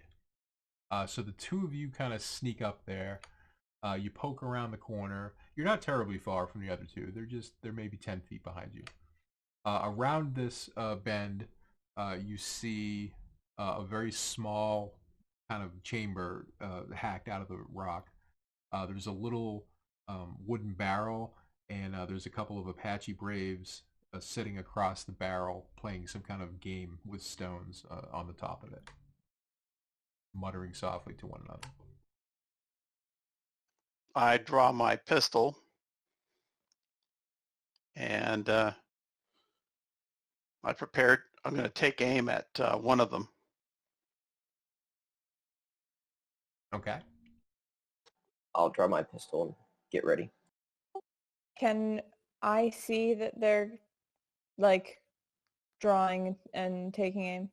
Yeah, so the two of you that are just a few steps back, you see that they have drawn their weapons. They're aiming at something. Okay, I'm gonna pull out my shotgun. Oh dear, okay. Perfect for in here. Just don't hit me, okay?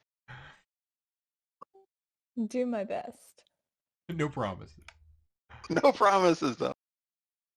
All right, and Juan will move forward a little bit to try and see if he can snipe whatever they're looking. Okay. So the nice thing for you guys is the lantern that they have is kind of messing with their dark vision. So they are having a hard time seeing you, like seeing that you're there. So basically, all four of you could open up on them before they even had a chance to react. So if you want to kill them, just say, yeah, we want to take them up. I think we should just go ahead and execute him. We should fire.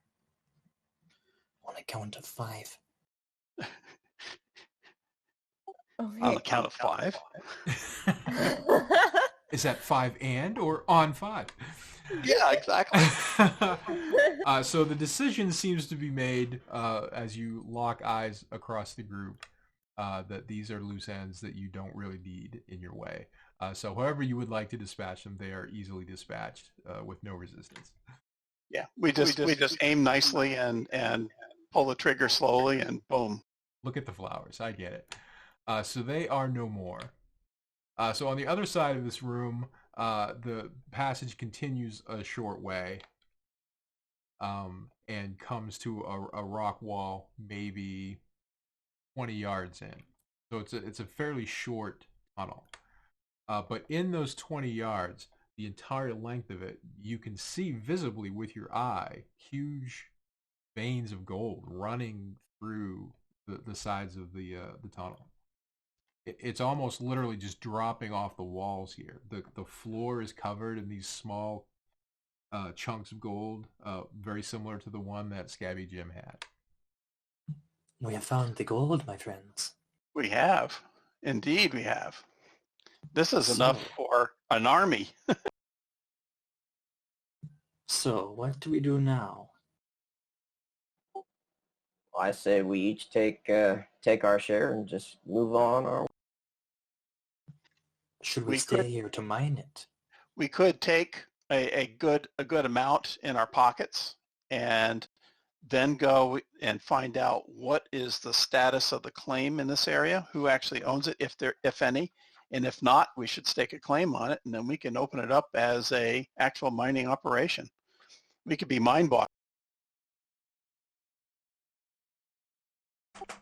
Yes, you could go and travel to assess the claim right now. But we'll go ahead and each take our pockets full of what we can loosely get right here, and then well, we got to get out of here safely just in case there are any more Apaches too. Yeah. Yeah. Blake will just sort of on the ground, sort of scoop up whatever they can get of like pieces of gold and put it in like their pockets or like their bag and just Gotcha. kind of look So, around and sorry. say there's nothing more that we can't get without mining seriously, I think. Yeah, exactly. So the ease with which the gold is able to be drawn out of this particular vein, because there are some hand tools around. There's burlap sacks and whatnot. Does this feel like it's about 5 grams per cubic centimeter or 20 grams per cubic centimeter? I'm not sure what the context for that is, but I'm gonna say Pyrite or 25. gold? It's whether it's pyrite or real gold. Oh, I see. Give me just a straight IQ roll, unless you have something more relevant to mining and whatnot. Checking. No, I don't really. Oh, do you have merchant? No. Okay. As a gambler, but what I've been exposed to actual people using gold instead of cash at a game. That's true. Hidalgo, it's you. This is your lucky day. It looks like real gold to you. Carson, that's a good point. Yeah, you can roll a shady gambler if you'd like. Okay, let me check. Okay, I do have merchant, and I handle cash all the time. Right. Yeah, you Gotta can totally save make my a merchant luck roll. even if, in case I need to shoot all of you. Would it be a minus off of my IQ or just a regular IQ roll? Either your straight IQ or your shady gambler, whichever is higher, your choice. Okay, IQ is higher. Oops, I can't tell. I'm going to use luck. Yeah. Okay. No need to note it down because we're ending very soon before the Oh Right. my returns. God, I have absolutely no You get one clue. more. You get one more.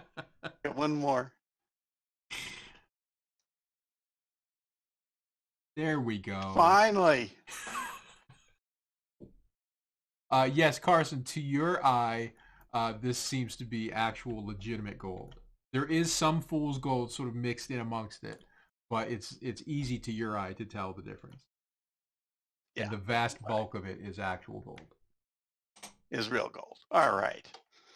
Okay, then. Looks like we're all rich. We can take our fill of what we want here and then decide what you want to do later. We can check on the claim status, and if someone else has it, we can just sort of quietly walk away, and if no one has it, we can file.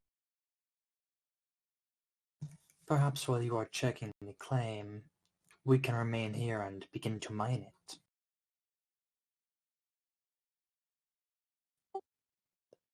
If you like that. I mean, this is certainly more profitable than working on a damn ranch. There is that. I'm not necessarily opposed to hanging out here and doing some hard labor in a gold mine versus doing some hard labor with a bunch of cows. So, sure. I'm pretty much adverse to hard labor person, so I'll go check on the claim. You go do that. So the immediate of aftermath is that just from the scraps that are sort of lying on the floor here, you are each able to grab a small bag or fill your pockets or whatever with about $2,000 worth of gold, which is more money than you would probably see in your life. Which would be almost $200,000 in today's money. Oh, nice! Yikes! That's a lot of cash. Yeah. So what's the plan here? What's the ultimate epilogue for this group? You're gonna take over the mine. Yeah, let's take over the mine as legitimate as we can. If someone else has it, we better just sort it out as best we can and settle. So, Jared, he's just going to take what he can grab and then use it to keep his saloon afloat and let these guys have it. Oh, okay. It's just Juan and Blake left in the mine?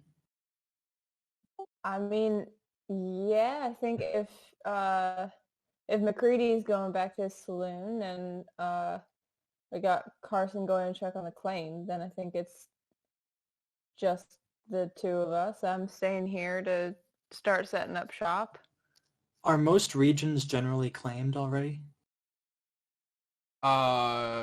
Most areas around here have been claimed, yes, but not in the canyons.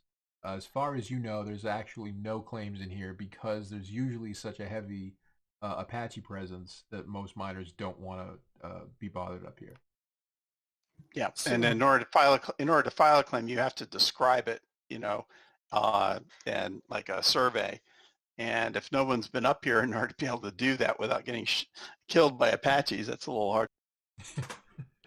So, Blake, what do you think are the odds that Carson will get the claim and set up a fair deal with all of us?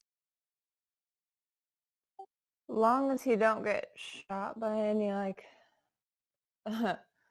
Apache braves on his way down and is able to get the claim, which I think is a pretty fair chance. He seems fairly upright. I don't know. I mean, if he's not, we've done our fair share of dealing with shady people. So you're starting to think about that sniper rifle, aren't you?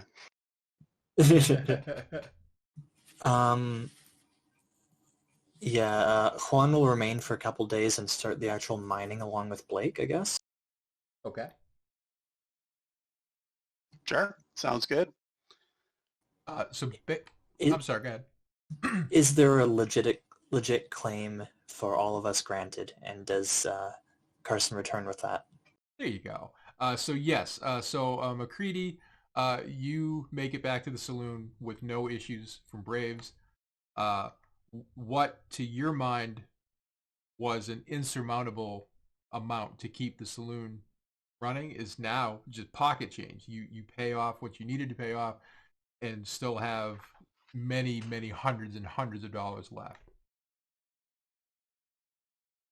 So Carson, you make it up to Tombstone, where the assayer's office is.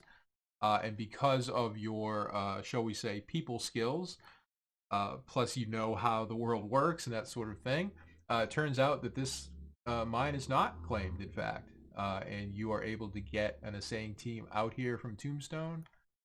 And the three of you are officially recognized as the owners and prime claimants of this. Very good. And it goes to become a world famous gold mine. It does indeed. So yes, your PCs have found the lost Dutchman mine in the mountains of Arizona, and The first things we have to do is hire security guards. yes, yes, absolutely.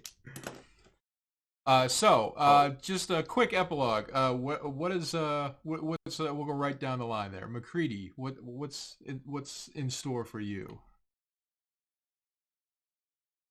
What's your life look like after this tale of adventure? Well, he keeps the saloon open thanks to this money that he found and paid off his debtors, and he just lives out his days talking about this adventure as people come into the saloon. Very nice. Carson, how does Carson's life get affected by all this? Well, I don't have to play cards in a little two-bit town anymore. And because I'm rich now, I can buy off the Pinkertons that were trying to capture me and take me in for questioning. And once that's cleared up, then I can start becoming a rich man about town in Tombstone. Very nice. And every once in a while, I'll come on by to Gray Flats and hold a poker tournament there in McCready's saloon, bring him a lot of business, and then drop him some gold on the side. Oh, nice. So McCready doesn't get left out. Hidalgo, how about you? Juan Hidalgo will start collecting from the profits for a couple of years. Eventually sell off his stake in the mine once he's rich beyond all imagining. Traveled back down to Mexico and set up a hacienda. Very nice. It does not take you long at all to amass that sort of wealth. Blake, where does the road take you?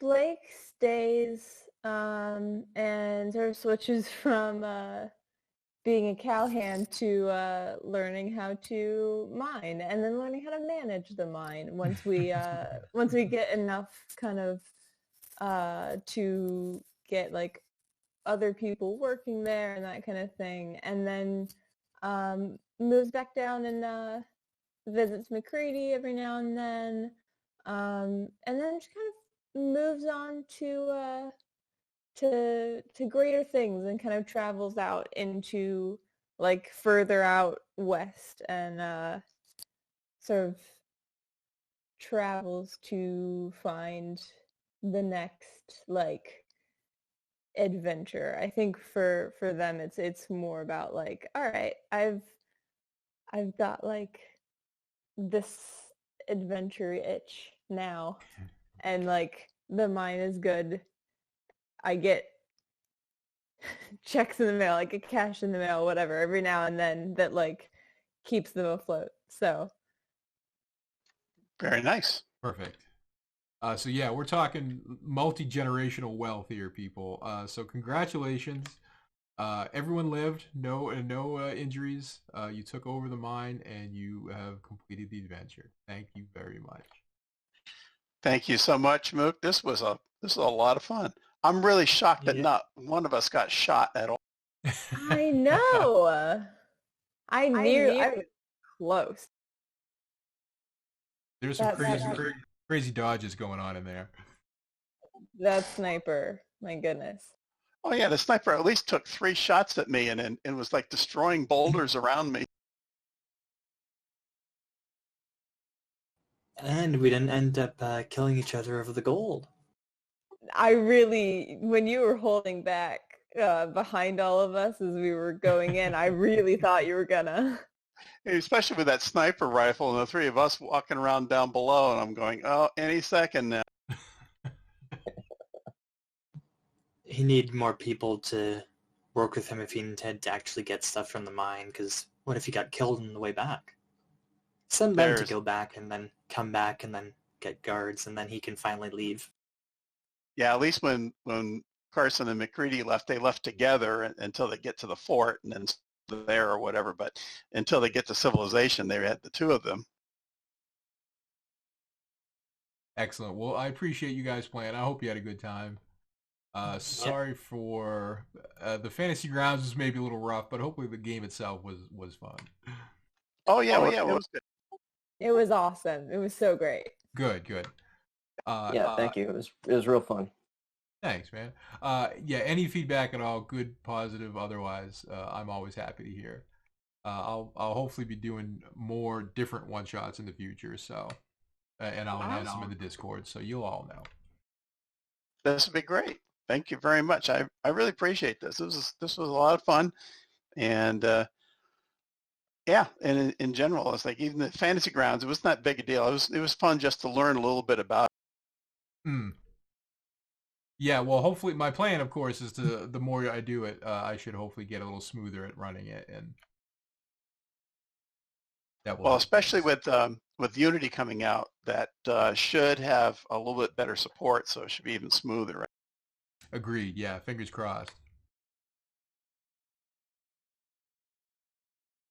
All right. Well, I got to go have dinner and then get ready for my regular group in less than an hour. So oh yeah, I'll talk to you guys later.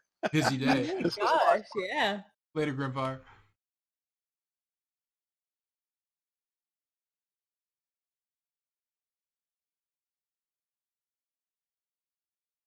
All right, I'm just he didn't actually leave.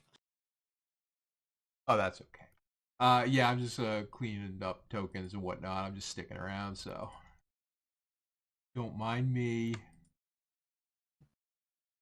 Yeah, well, adios. Had fun.